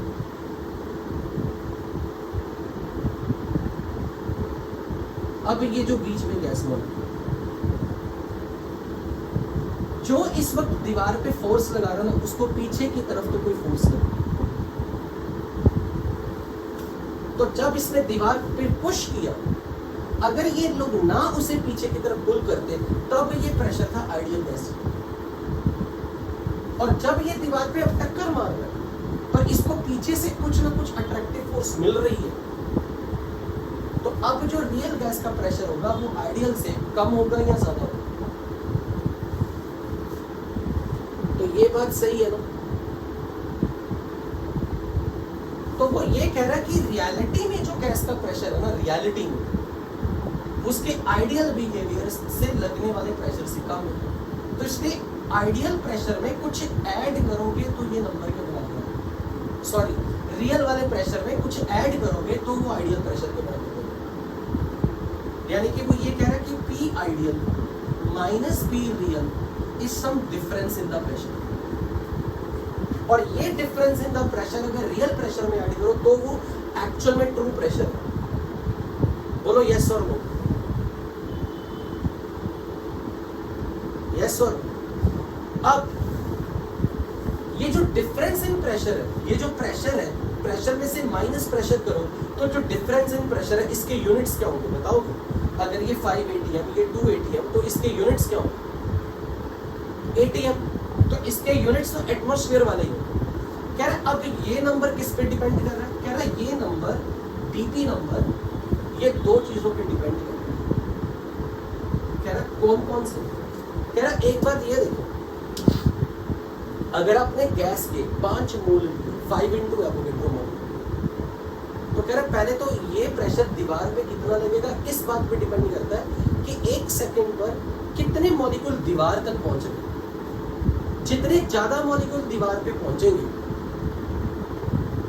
उतना गैस का प्रेशर ज्यादा होगा। बोलो मानते हो या नहीं? कह रहा है ये जो प्रेशर लग रहा है ना दीवार पे, कह रहा है ये एक बात इस पे डिपेंड करता है how many molecules are hitting the wall. अगर ये सारे मॉलिक्यूल की संख्या लो, how many molecules are hitting the wall, पर वो कह रहा है कि नंबर ऑफ मॉलिक्यूल से काम नहीं चलेगा, number of molecule per unit volume, यानी कि डेंसिटी ऑफ द गैस। क्योंकि डेंसिटी किस चीज को डिसाइड दिखाती है? गैस के मॉलिक्यूल की भीड़ को।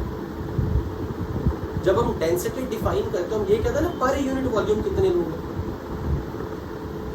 तो वो कह रहा है कि अगर आपके पास कुछ गैस के मॉलिक्यूल हैं और इस पूरे कंटेनर का वॉल्यूम तो number of molecule per unit volume will decide how many number of molecule per unit volume are hitting the wall, that will decide the pressure.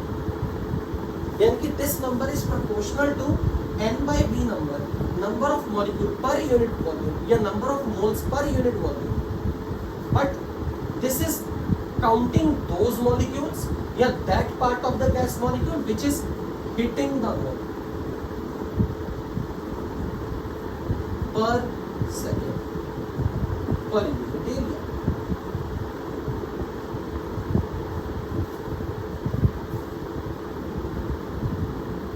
बोलो ये चीज समझ में लगी या नहीं कि गैस के मॉलिक्यूल दीवार पे कितना प्रेशर लगा रहे हैं वो इस बात पे डिपेंड करता है in a given volume in a fixed volume V how many number of molecules are there which are hitting the wall।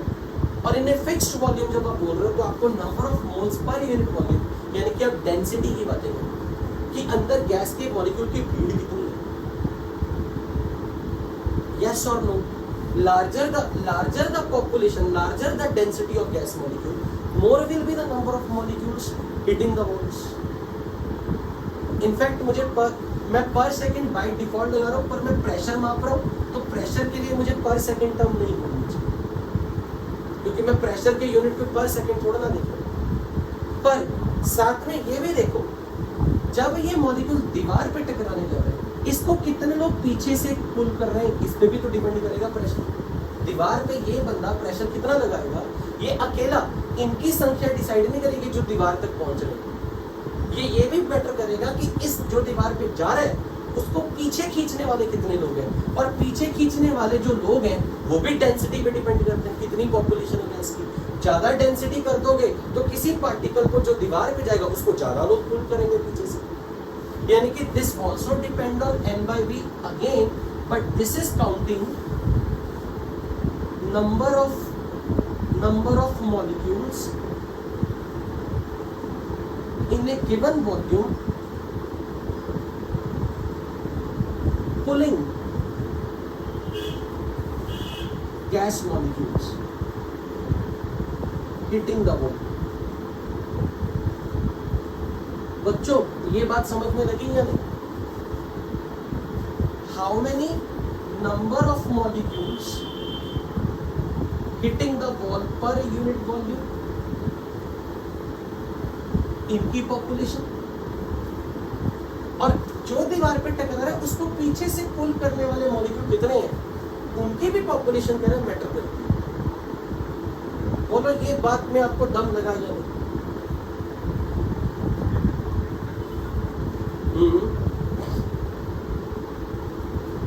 बिल्कुल खींचेंगे, पर ये अगर वो जाने नहीं देंगे, अगर वो जाने नहीं देंगे तो फिर उसका प्रेशर कैसे रिकॉर्ड होगा? प्रेशर तो हर समय गैस का, अगर गैस का प्रेशर हर समय दिख रहा है आपको, इसका मतलब हर इंस्टेंट पर गैस के मॉलिक्यूल दीवार पे तो जगह लगे हुए हैं। क्योंकि अगर आप बोल दो किसी टाइम पर गैस का प्रेशर आपको ऐसा होता है सिलेंडर में, अगर आपको गैस का प्रेशर दिख रहा है कुछ, तो वो प्रेशर 5 मिनट के बाद 0 हो जाए, फिर 2 मिनट बाद आ जाए, फिर 1 मिनट बाद 0 हो जाए, ऐसा होता कब?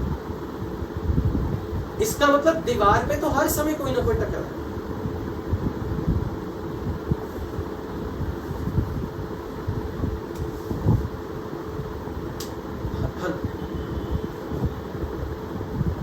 अच्छा, ये भी इनको खींच रहा होगा, ये कह रहे हो? हाँ कर रहा होगा, बिल्कुल कह रहे ना।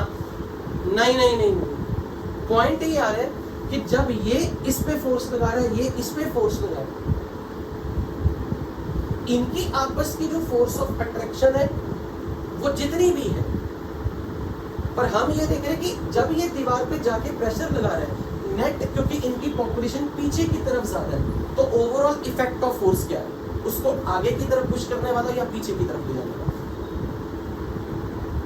और अगर वो दीवार पे जाके टकरा रहा है और रिकॉर्ड हो रहा है प्रेशर कुछ ना कुछ, इसका मतलब आगे लगने वाली फोर्स ज्यादा है। अगर ये नेट फोर्स बैलेंस ही होती तो फिर प्रेशर 0 ना आ जाता हमेशा। यही इस चीज का सूचक है कि इनकी आपस की अट्रैक्टिव या रिपल्सिव फोर्स नॉन जीरो। बोलो ये बात समझ में आई? सो अब अगर ये जो डिफरेंस इन प्रेशर है, ये जो मैंने नाम, ये जो डीपी नंबर रखा है, this is called a name, हमने इसका नाम रखा है small P, correction term in the pressure, correction term in the pressure which is proportional to both. So this small pressure term is proportional to n by v into n by v, क्योंकि ये दोनों number पे depend करते हैं। जब भी कभी कोई वेरिएबल a नंबर पे भी डिपेंड करे, b नंबर पे भी डिपेंड करे, तो हम बोलते हैं कि इसका प्रोडक्ट, इसके प्रोडक्ट पे ये नंबर डिपेंड है। ऐसा होता है या नहीं? तो हम उनके प्रोडक्ट लेते हैं ना, क्यों लेते हैं जरा ध्यान से समझना। जब आपने ग्रेविटेशनल फोर्स कभी 9th या 10th में पढ़ा, आपने ऐसे पढ़ा था, आपने ये कहा था ना कि अगर एक बॉडी का मास m1 है, दूसरी बॉडी का मास m2 है, तो इनके बीच का फोर्स ऑफ अट्रैक्शन हम यहाँ से इस रिजल्ट से देखते। तो कभी आपने सोचा कि यहाँ प्रोडक्ट क्यों हुई, सम क्यों नहीं हुआ? सम भी तो हो सकता है, क्योंकि हम ये कहना चाह रहे थे अगर एक बॉडी भी एब्सेंट हो जाए ना तो कोई अट्रैक्टिव फोर्स हो ही नहीं सकती। अट्रैक्शन के लिए दोनों बॉडीज का होना जरूरी है। अगर एक बॉडी का मास 0 हो जाए, यानी कि एक बॉडी एब्सेंट हो जाए, अगर यहाँ सम होता तो एक बॉडी का मास तो रहता ना, तब तो फोर्स कुछ ना कुछ होती ना। बट अब तो दोनों में से अगर एक भी एब्सेंट हो गया तो दूसरा का होना ना होना मैटर नहीं करता। इसलिए यहाँ प्रोडक्ट होना चाहिए, सम नहीं होना चाहिए, क्योंकि सम दिखाएगा अगर एक 0 हो भी गया तो चलो एक टर्म तो प्रेजेंट है ना, फोर्स तो होगी ना। अगर ये एब्सेंट हो जाए, इसका अट्रैक्शन फोर्स किसके साथ? अब तो इसका मास चाहे इंफिनिटी का तो कोई फायदा नहीं। बोलो ये बात समझ में लगे कि प्रोडक्ट क्यों लेते हैं? तो इसीलिए वैन डर वाल कह रहा कि गैस का प्रेशर, ये जो डिफरेंस है ना, इसके लिए आपको ये दोनों नंबर की इंपॉर्टेंस है। दीवार पे कितने लोग टकरा रहे हैं, उनकी पॉपुलेशन, उनकी डेंसिटी, प्लस इसको पीछे पुल कितने लोग कर रहे हैं, कह रहा उसको भी काउंट करो। कह रहा बिना एक को, अगर दोनों में से आप एक भी टर्म इग्नोर करते हो तो आपको प्रेशर का कैलकुलेट करने का कोई फायदा नहीं, वो सेंसलेस है। बोलो ये बात समझ में लगी कि वो दोनों फैक्टर पे जोर दे रहे हैं। कह रहा बिना इसके इसका कोई वजूद नहीं, और बिना इसके इसका कोई वजूद नहीं। इसलिए जो overall net difference in pressure आ रहा है, वो कह रहा है n/v के स्क्वायर पे डिपेंड कर रहा है। So this correction term in the pressure is proportional to n/v square, and this proportionality constant he proposed a number. Density, number of molecule per unit volume, number of moles per unit volume सब, क्योंकि जितनी भीड़ होगी, हाँ बिल्कुल, यानी कि ये पार्टिकल दीवार पे जो टकरा रहे हैं उनकी संख्या वो कंट्रोल कौन करेगी? Density, number density. और किसी पार्टिकल को पीछे पुल कितने करेंगे? वो भी नंबर डेंसिटी, क्योंकि हर चीज किस चीज को बता रही है। अगर मैं बोलूं दीवार पे जाके चेक करो कितने मॉलिक्यूल, वो एक नंबर है ना। और अगर दीवार पे जो टकरा रहा है उसको पीछे कितने लोग खींच रहे, वो भी तो एक नंबर है ना। तो दोनों चीजें number of moles of gas पे डिपेंड करती है इन ए गिवन वॉल्यूम भी, इसलिए n/v दोनों सेम है। Density, number of moles per unit volume, value same नहीं, ऐसा नहीं कह रहे हम, ये कह रहे हैं दीवार पे टकराने वाले मॉलिक्यूल कितने होंगे, ये डिसाइड करेगा कि आपने गैस की मात्रा कितनी ली है। दीवार पे टकराने वाले मॉलिक्यूल कितने होंगे, मैं ये नहीं कह रहा हूं कि अगर इसको दीवार पे टकराने वाले 100 मॉलिक्यूल है तो पीछे खींचने वाले भी 100 है। 100 नहीं है आपके पास, तो अगर आपने 1 मोल गैस ली, एवोगैड्रो मॉलिक्यूल्स है ना, एवोगैड्रो मॉलिक्यूल तो बहुत बड़ा नंबर है ना। तो हम ये कह रहे हैं कि खूब सारे मॉलिक्यूल अगर दीवार पे टकरा रहे हैं ना, तो जो दीवार पे टकरा रहा है उसको पीछे खींचने वाले भी खूब सारे हैं, पर वो खूब सारे कितने हैं वो डिसाइड कौन करेगा? वो कह रहा है डिसाइड करेगी density of the gas, number density of the gas. समझ में आई ये चीज? हम ये नहीं कह रहे कि किसी अगर दीवार पे टकराने वाले 100 हैं तो पीछे खींचने वाले भी 100 हैं, नहीं। हम number density of the particle बोल रहे, जितनी ज्यादा नंबर डेंसिटी होगी उतनी ज्यादा संख्या में दीवारों पे टकराने वाले होंगे, उतनी ज्यादा संख्या में पुल करने वाले होंगे। अगर नंबर डेंसिटी कम कर दोगे तो दीवारों पे टकराने वाले भी कम हो जाएंगे, और दीवारों पे टकराने वाले कम हो गए तो पीछे से पुल करने वाले भी कम हो गए। समझ आई ये चीज? So this proportionality constant is A and this correction term of the pressure is small p. अब मैं इसकी वैल्यू यहाँ पुट करता हूँ क्योंकि ये मेरी करेक्शन टर्म थी।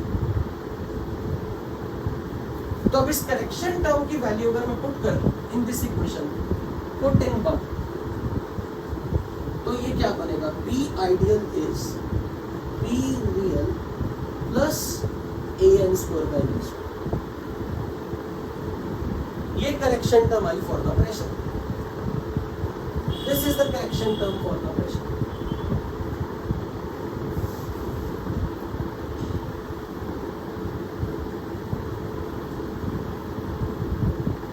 Is this point clear to everybody? बोलो।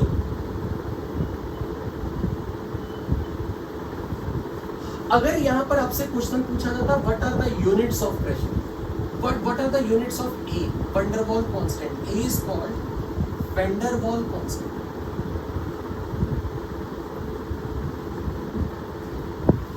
अब मुझे एक बात बताओ, ये पूरी टर्म के यूनिट्स क्या होने चाहिए? A n square by v square के यूनिट्स क्या होने चाहिए? ATM, क्योंकि ये स्मॉल p नंबर है।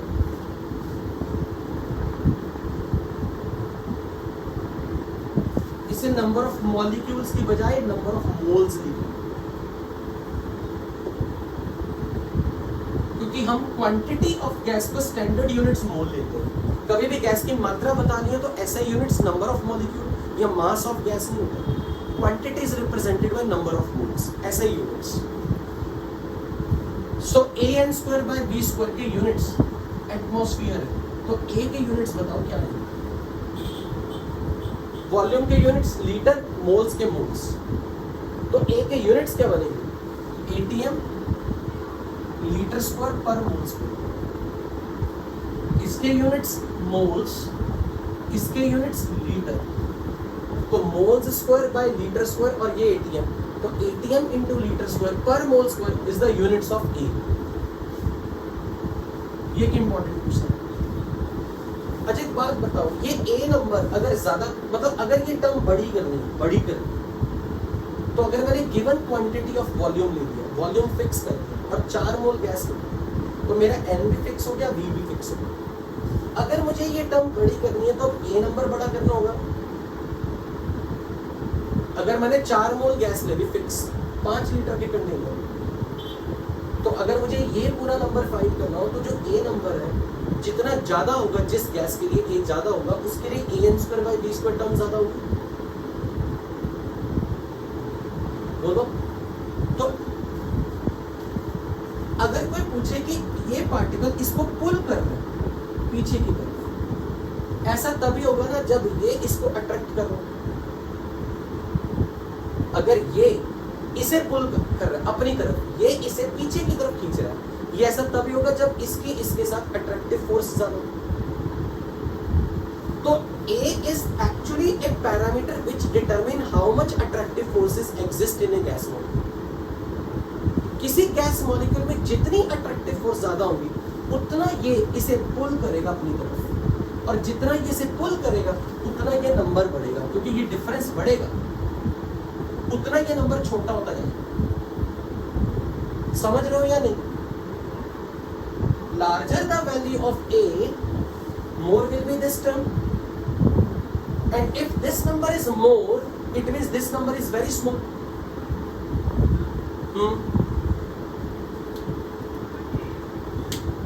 For a given gas, if you change the gas, for different gases A is different. Her gas के लिए सेम नहीं है।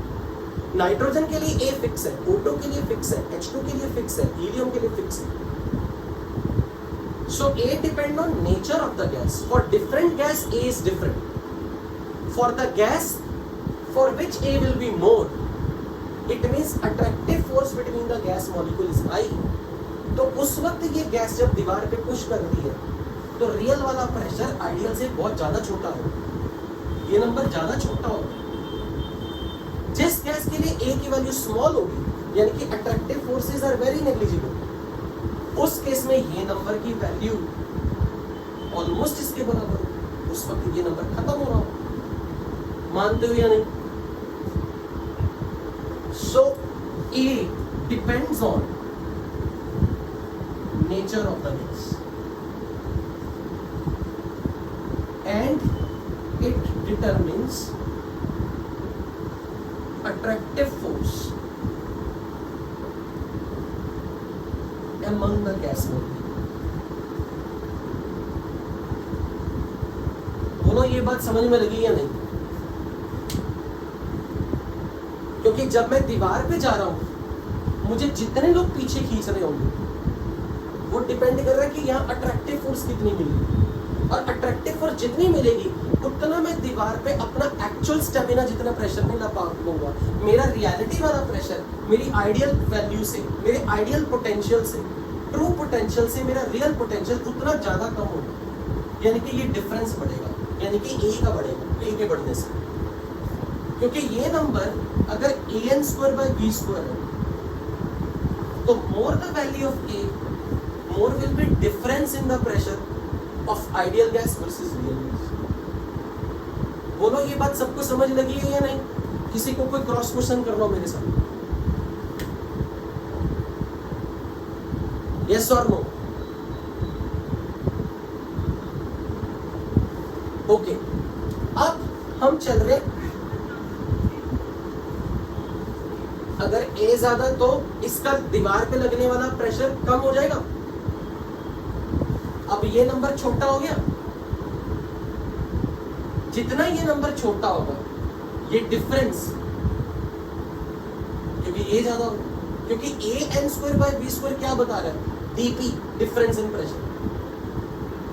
तो डिफरेंस इन प्रेशर को अगर ज्यादा करना है तो इससे छोटा करता जाओ, कीपिंग दिस कांस्टेंट, इसे छोटा करते जाओ।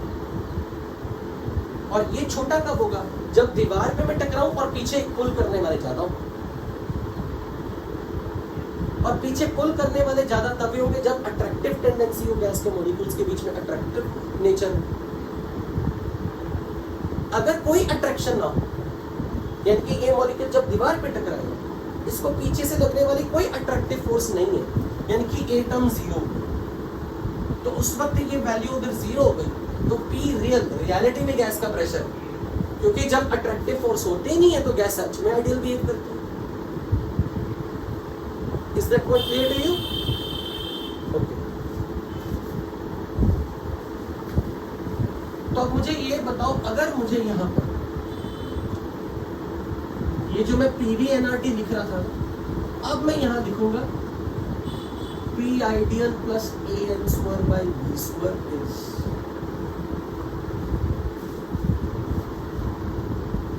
P real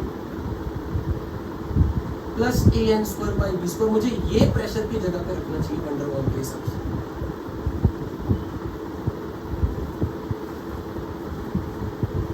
यानी कि कह रहा है कि प्रेशर की वैल्यू ये रखो।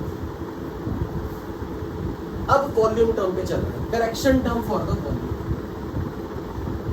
एक बार हमने वंडरवॉल इक्वेशन समझ ली, फिर आपको ग्राफ समझते वक्त बहुत मजा आएगा। तो वंडरवॉल ने कितनी टर्म में करेक्शन के? 2 टर्म में, प्रेशर टर्म में और वॉल्यूम टर्म में। वो इस नंबर को भी सुधार रहा है और इस नंबर को भी सुधार। अब correction term for the volume, हमें वॉल्यूम टर्म कौन सी रखनी है?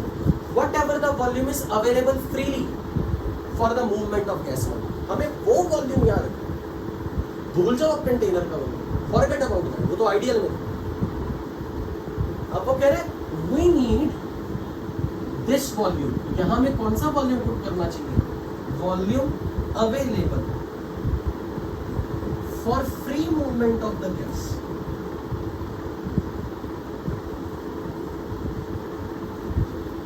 ये वॉल्यूम हमें यहां रखना। और अगर आपको ये पता है कि आपके कंटेनर का वॉल्यूम V है, कंटेनर का वॉल्यूम मैंने V माना, अब ये मत सोच रहे ये कंटेनर का वॉल्यूम, मैं अब इस वॉल्यूम टर्म को हटा के एक नई टर्म लेके आऊंगा। अगर तो आपकी गैस आइडियल है, फिर तो ये सच्ची में कंटेनर का है, क्योंकि volume of available, volume which is available for free movement is reality में कंटेनर का वॉल्यूम। ये नंबर माइनस में इग्नोर, जीरो, ये तभी जब गैस आइडियल। तो यहां आप अगर वॉल्यूम ऑफ कंटेनर रख रहे हो, तो मैं ये मान के चल रहा हूं कि आपको ये पता है कि गैस के लिए space available for the free movement is entirely container of the volume, assuming कि गैस के एटम्स का अपना occupied volume 0। Is that clear ना सबको? कि जब आप ये भी कर रहे हो तो आप इसे कंटेनर का भी क्यों पुट कर रहे हो? विद द कंडीशन कि आपने कुछ इग्नोर किया, वो आइडियल के लिए हो, क्योंकि ये इक्वेशन है ही आइडियल के लिए, पर हम जो करने लगे हैं वो हम रियल गैस के लिए कैलकुलेट करने लगे। अब अगर मैं यहां बात करूं तो इसको मुझे ऐसा लिखना चाहिए, minus volume minus restricted volume. Restricted volume का मतलब समझे? रिस्ट्रिक्टेड वॉल्यूम का मतलब समझे? That much volume which is not available for free movement। Agreed or not? Container के वॉल्यूम में से जितने वॉल्यूम अलाउड नहीं है गैस मॉलिक्यूल को घूमने के लिए, वो वॉल्यूम सेपरेट करो तो आपको वो वॉल्यूम मिलेगी which is free, which is available for the free movement। In this equation, that volume नहीं, वो वंडरवॉल कह रहे ऐसा नहीं है जो आप सोच रहे हो। आप सोच रहे हो 4/3 pi r cube into n, कह रहे ऐसा भी नहीं। हमें ऐसा लग रहा है कि एक एटम का volume multiply by number of atoms. हमारी छोटी बुद्धि ये सोच रही, पर वो एक बहुत अच्छा दिमाग में कह रहे ये कभी मत भूलो कि गैस के मॉलिक्यूल हर समय को लाइट कर, हर समय। कह रहा अगर मैं आपके सामने एक गैस का एटम रख दूं ना, गैस के 2 एटम रख दूं, लेट्स से कह रहा मान लो आप गैस के ये 2 एटम पकड़ लो, ये 2 एटम, कह रहे ये जब दीवार पे टक्कर मार रहे हैं तो इसके साथ कोई ना कोई लगा, या मॉलिक्यूल जब कोलाइड कर रहे हैं, number of collisions which is taking place in 1 second, कह रहा this number is huge, very large. तो कह रहा है जब एक एटम किसी दूसरे मॉलिक्यूल से टकराया, अगर ये कोलिजन के बाद ये अलग हो गया ना, तो इसके अलग होने के बाद कोई दूसरा मॉलिक्यूल इसके साथ चिपका हो, इसके बीच का टाइम इंटरवल कितना हो? मान लो एक एटम दूसरे एटम से टकराया, अब कोलिजन के बाद ये अलग हुए, अब ये जब अलग हुए ये फिर से किसी से टकराया, कह रहा what will be the time interval? बहुत कम। कह रहा वो time interval is very very small, almost zero. कह रहा तो आप तो हर समय मान के चलो आपके लिए एटम ऐसा नहीं है, आपके लिए एटम ऐसे है। कह रहा आप तो हर समय हर इंस्टेंट पे अगर फोटो खींचोगे गैस के एटम्स की, तो आपको जितना कैमरा टाइम दे रहा है ना एक पिक्चर के बाद दूसरी पिक्चर लेने का, हर समय आपको एटम ऐसा दिखेगा। पर फर्क ये कि ये दो एटम अगर एटम नंबर 1 और 2 है, तो हो सकता है अगले समय पे ये एटम नंबर 1 और 3 हो, या हो सकता है 2 और 3 हो। कह रहा एटम्स अलग हो सकते हैं पर होंगे वो इसी फॉर्म में, क्योंकि ये दोनों टकराने के बाद जब अलग हुए इसको कोई दूसरा पार्टनर मिल गया, और ये दोनों अलग हुए इसको कोई दूसरा पार्टनर मिल गया। कह रहा हर समय तो आपका गैस का एटम किसी ना किसी ऐसी ओरिएंटेशन में दिखेगा। बोलो ये बात समझ में लगी या नहीं? और कह रहा ऊपर से आपको क्या गारंटी है कि एटम्स इसी तरह मिलेगा? क्या पता वो ऐसे मिल रहा, क्या पता वो ऐसे मिल रहा, क्या पता वो ऐसे मिल रहा, क्या पता वो ऐसे मिल रहा। तो कह रहा आप तो ये मान के चलो कि अगर आपका एक पेयर इस ओरिएंटेशन में, दूसरा पेयर इस ओरिएंटेशन में, तीसरा पेयर इस ओरिएंटेशन में है ऐसे, तो आप ये बताओ आपके लिए ये ओरिएंटेशन कितनी पॉसिबल है? ये ओरिएंटेशन ऐसी हो, ऐसी हो, ऐसी हो, ऐसी हो, कैसी हो? आप तो कह रहे ये मान के चलो कि ऐसा मान लो कि आपको एक पेयर पूरे 3 डायमेंशनल स्पेस में पूरा घूमता हुआ दिखा, क्योंकि वो कोई भी ओरिएंटेशन में आके टक्कर लगाए, राइट और रॉन्ग। तो वो कह रहा है कि आप ये मान के चलो कि जब आपके पास 2 एटम्स की कोलिजन हो रही ना,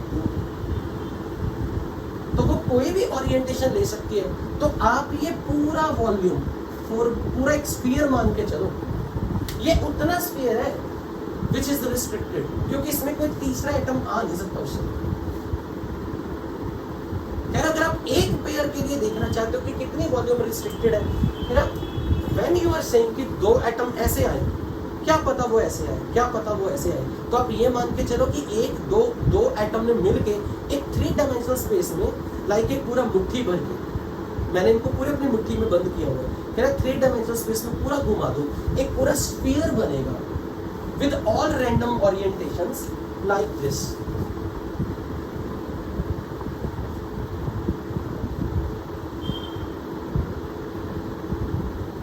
ऑल पॉसिबल ओरिएंटेशन।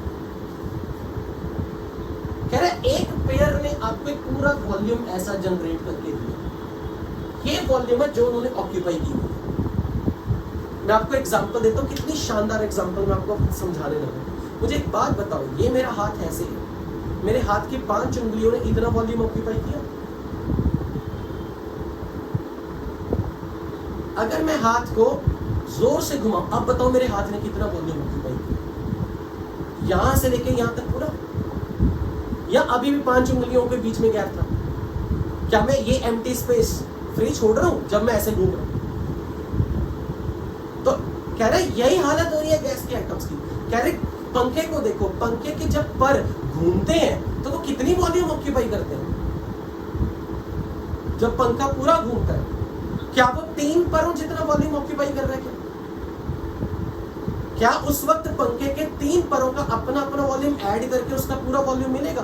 नहीं, पंखा तो पूरा 360 स्पेस में 360 डिग्री कवर कर रहा ना, वो तो पूरा सर्कल कवर कर रहा ना। तो कह रहा है एटम्स भी जब घूम रहे हैं ना तो ऐसे ही घूम रहे हैं। तो कह रहा पंखे का पर तो एक प्लेन में घूम सकता है, तो पूरा ओरिएंटेशन एक प्लेन में, पर एटम तो 3 डायमेंशनल प्लेन कोई भी हो सकता है। तो मुझे सर्कल का 3 डायमेंशनल वर्जन बताओ क्या है? सर्कल का 3 डायमेंशनल वर्जन स्फीयर। तो कह रहा है कि जैसे हैंड की मूवमेंट को देख लो, पूरा स्पेस ऑक्यूपाई करेगा इतना हैंड मूव करते वक्त। तो कह रहा है एटम्स भी मूव करते वक्त जितना उनका अपना वॉल्यूम है एक्चुअल में उतना नहीं ऑक्यूपाई करते। कह रहा है 4/3 pi are cube of something, पर वो 4/3 पाई आर क्यूब में जहां भी दो एटम मिले,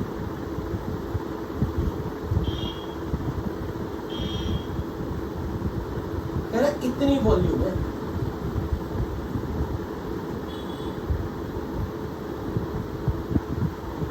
अब ये बताओ, ये थॉट हमारे दिमाग में आई थी जब हम रिस्ट्रिक्टेड वॉल्यूम ढूंढ रहे थे?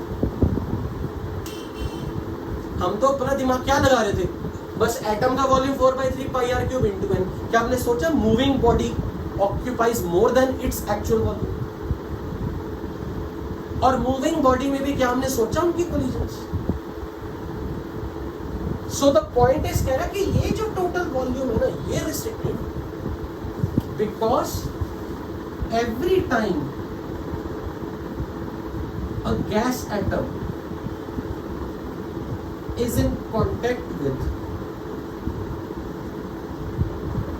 some other atom, because they are colliding with each other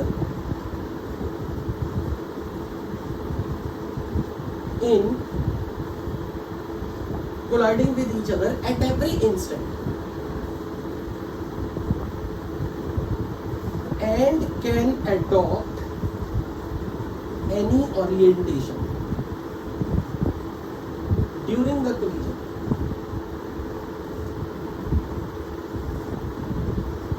So volume restricted for the free movement generated by one pair of molecule, one pair of atom is equal to 4/3 pi into 2r cube। बोलो आपको समझ लगा ये नहीं? ये जो radius है atom का, अगर मैं ये ए आर मानूं तो मुझे बताओ ये पूरे स्फीयर का वॉल्यूम कितना है? अगर ये रेडियस आर, ये रेडियस आर, ये रेडियस आर, ये रेडियस आर, ये पूरे स्फीयर का वॉल्यूम कितना है? पर क्या आपको ये रीजनेबल लगा कि ये क्यों माना रहा है ऐसे? अब ये तब है ना जब दो एटम ने मिलकर एक पेयर बनाया ना। मान लो आपके पास, सपोज हमारे पास, suppose we have 1 mole molecule, यानी कि हमारे पास कितने 1 मोल एटम्स हैं। तो बताओ हमारे पास कितने नंबर ऑफ एटम्स हो गए? Avogadro number.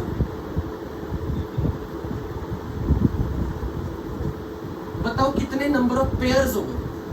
दो एटम्स के ऐसे कितने कितने पेयर हो गए? Na/2 number of pairs. Na/2 is the number of the pairs of every 2 atom। ये जो वॉल्यूम जनरेट किया है, ये कितने पेयर ने जनरेट किया? एक पेयर ने। और ऐसे आपके पास इतने पेयर्स हैं, तो टोटल वॉल्यूम रिस्ट्रिक्टेड कितनी होगी? So total volume restricted by 1 mole gas will be, can I write it as Avogadro by 2 is the number of pair, and every one pair generate this much volume which is not available for the free movement।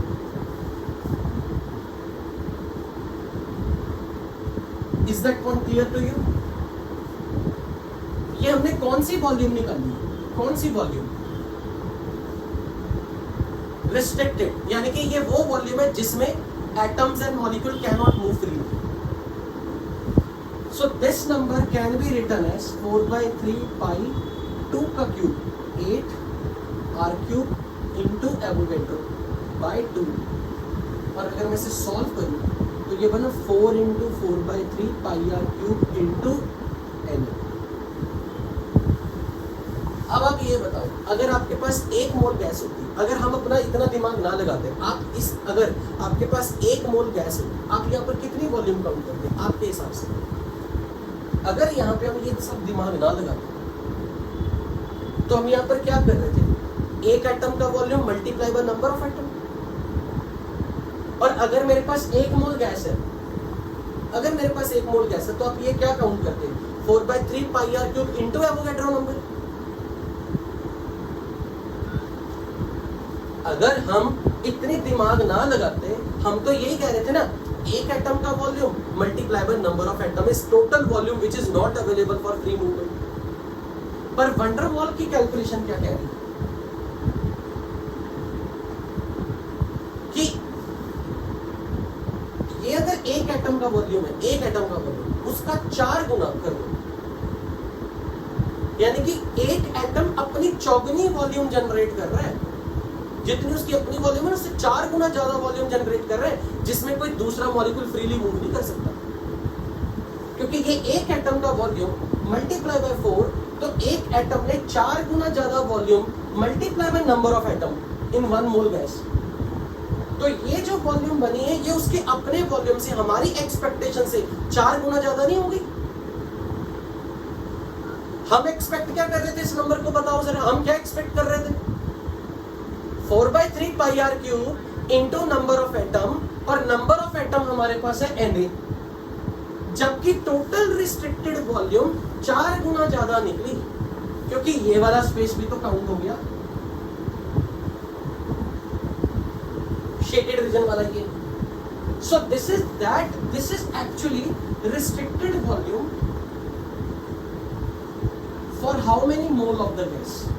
This is restricted volume generated by how many mole of the gas? This much volume जो आपने calculate की, ये कितने मोल gas के लिए थी? 1 mole gas के लिए ना। restricted volume per mole.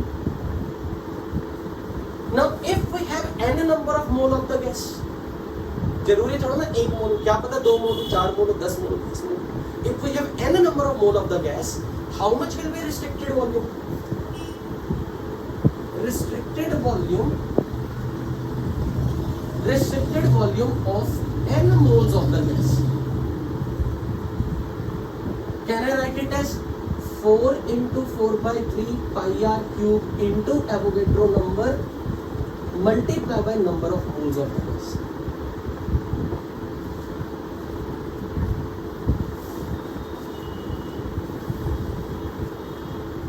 अब ये बताओ, एटम का रेडियस कांस्टेंट नंबर है, एवोगैड्रो नंबर कांस्टेंट नंबर है, पाई कांस्टेंट नंबर है, 4 into 4/3 कांस्टेंट नंबर है।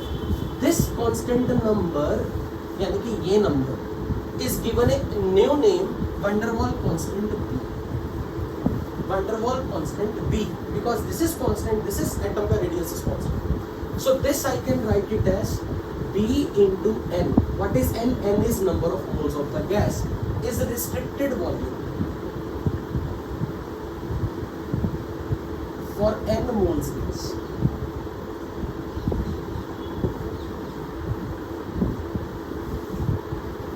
ये नंबर मुझे यहां पुट करना पड़ेगा, इसी को तो ढूंढ रहे थे ना हम। So volume available for the free movement of gas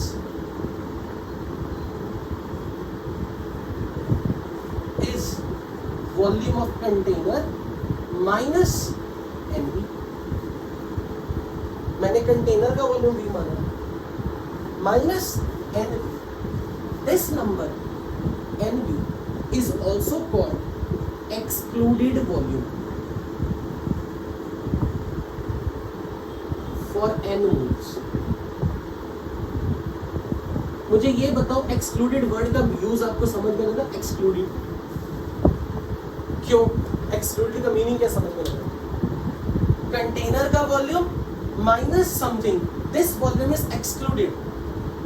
excluding NV, whatever the volume is left from the container volume, that is available for the free movement. यानी कि gas molecule can move freely in the full container except this much, और वो जो accept आ गया वो excluded volume आ गया। बोलो ये बात समझ में लगी या नहीं? तो V माइनस एनबी को अब मैं यहां पे पुट करूंगा, तो अब मेरी ये इक्वेशन क्या बनी? V minus NB is equal to NR. ये भी कौन सा वॉल्यूम था? और कंटेनर का वॉल्यूम, कंटेनर के वॉल्यूम को मैं आइडियल वॉल्यूम लिख सकता हूं। आइडियली तो उतना ही होना चाहिए ना। तो मैं यहां लिख रहा हूं V आइडियल लिख दो, या V को V रख दो, या V को कंटेनर दो, या आपकी मर्जी। यानी कि आप इस V का नाम वॉल्यूम ऑफ कंटेनर रखो, वो बेस्ट है, बेस्ट है। पर कई बार कुछ लोग इसे आइडियल वॉल्यूम भी लिख देते हैं, क्योंकि आइडियल गैस के लिए रिस्ट्रिक्टेड वॉल्यूम कितनी होगी? आइडियल गैस को 0, तो उस वक्त ये number he V ideal. So this equation ये जो आपके सामने आई है, this is called wonder wall equation. P real plus AN² by V² into V minus NB is equal to nRT. This is equation of real gas or van der Waals equation. Van der Waals equation.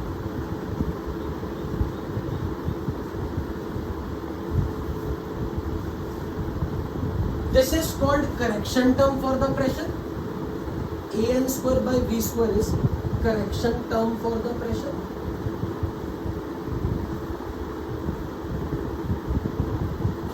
And this is called correction term for the volume.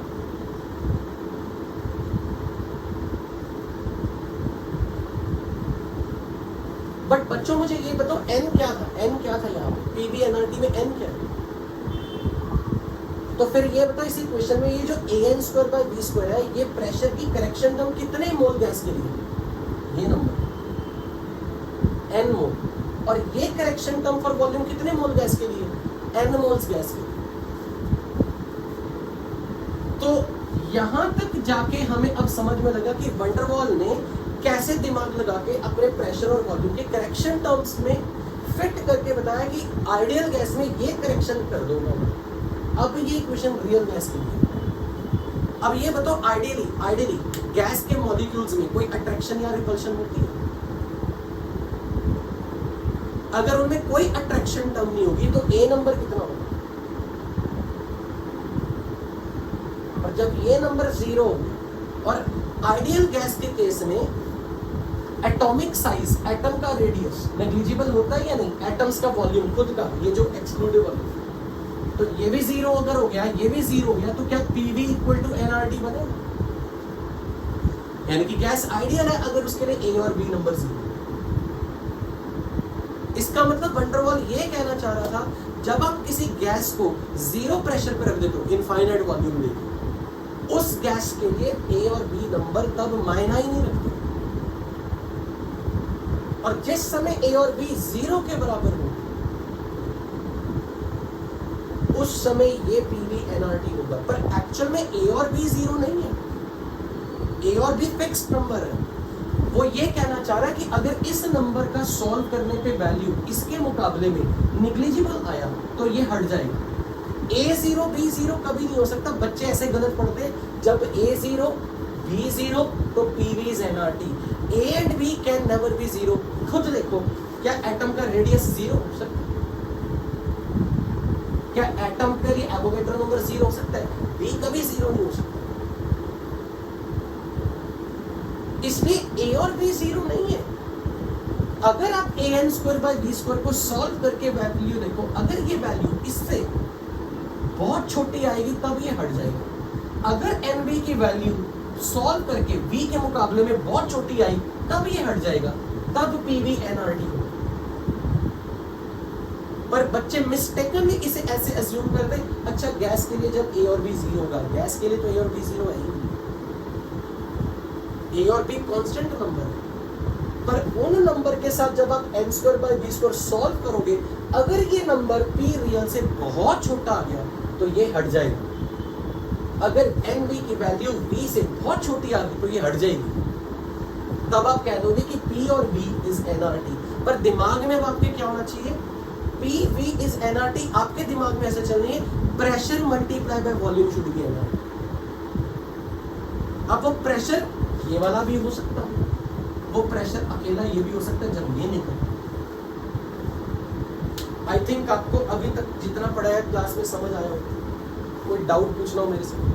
Okay, so time हो चुका है। I am going to end up this meeting. हम class में इसी से continue करेंगे और हम उन ग्राफ्स का एनालिसिस करेंगे with the help of this equation. Okay बच्चों, थैंक यू सो मच। मिलते हैं नेक्स्ट क्लास में।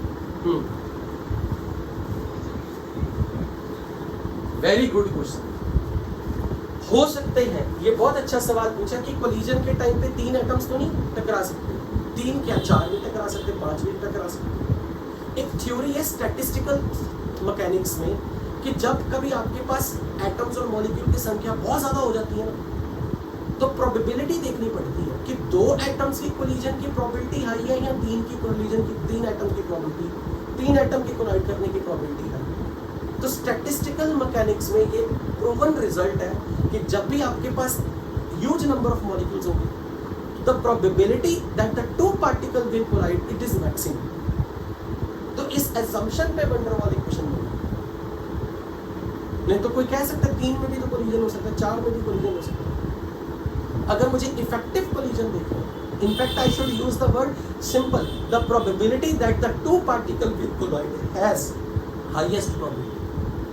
और ये रिजल्ट स्टैटिस्टिकल मैकेनिक्स का रिजल्ट है। और स्टैटिस्टिकल मैकेनिक्स तब पढ़ते लोग जब आप एडवांस लेवल में, पोस्ट ग्रेजुएशन लेवल पे जाते हैं, ग्रेजुएशन लेवल में केमिस्ट्री में जाते हैं। I hope you got the answer right. So okay, I am going to end up this meeting. Thank you so much. मिलते हैं नेक्स्ट क्लास में।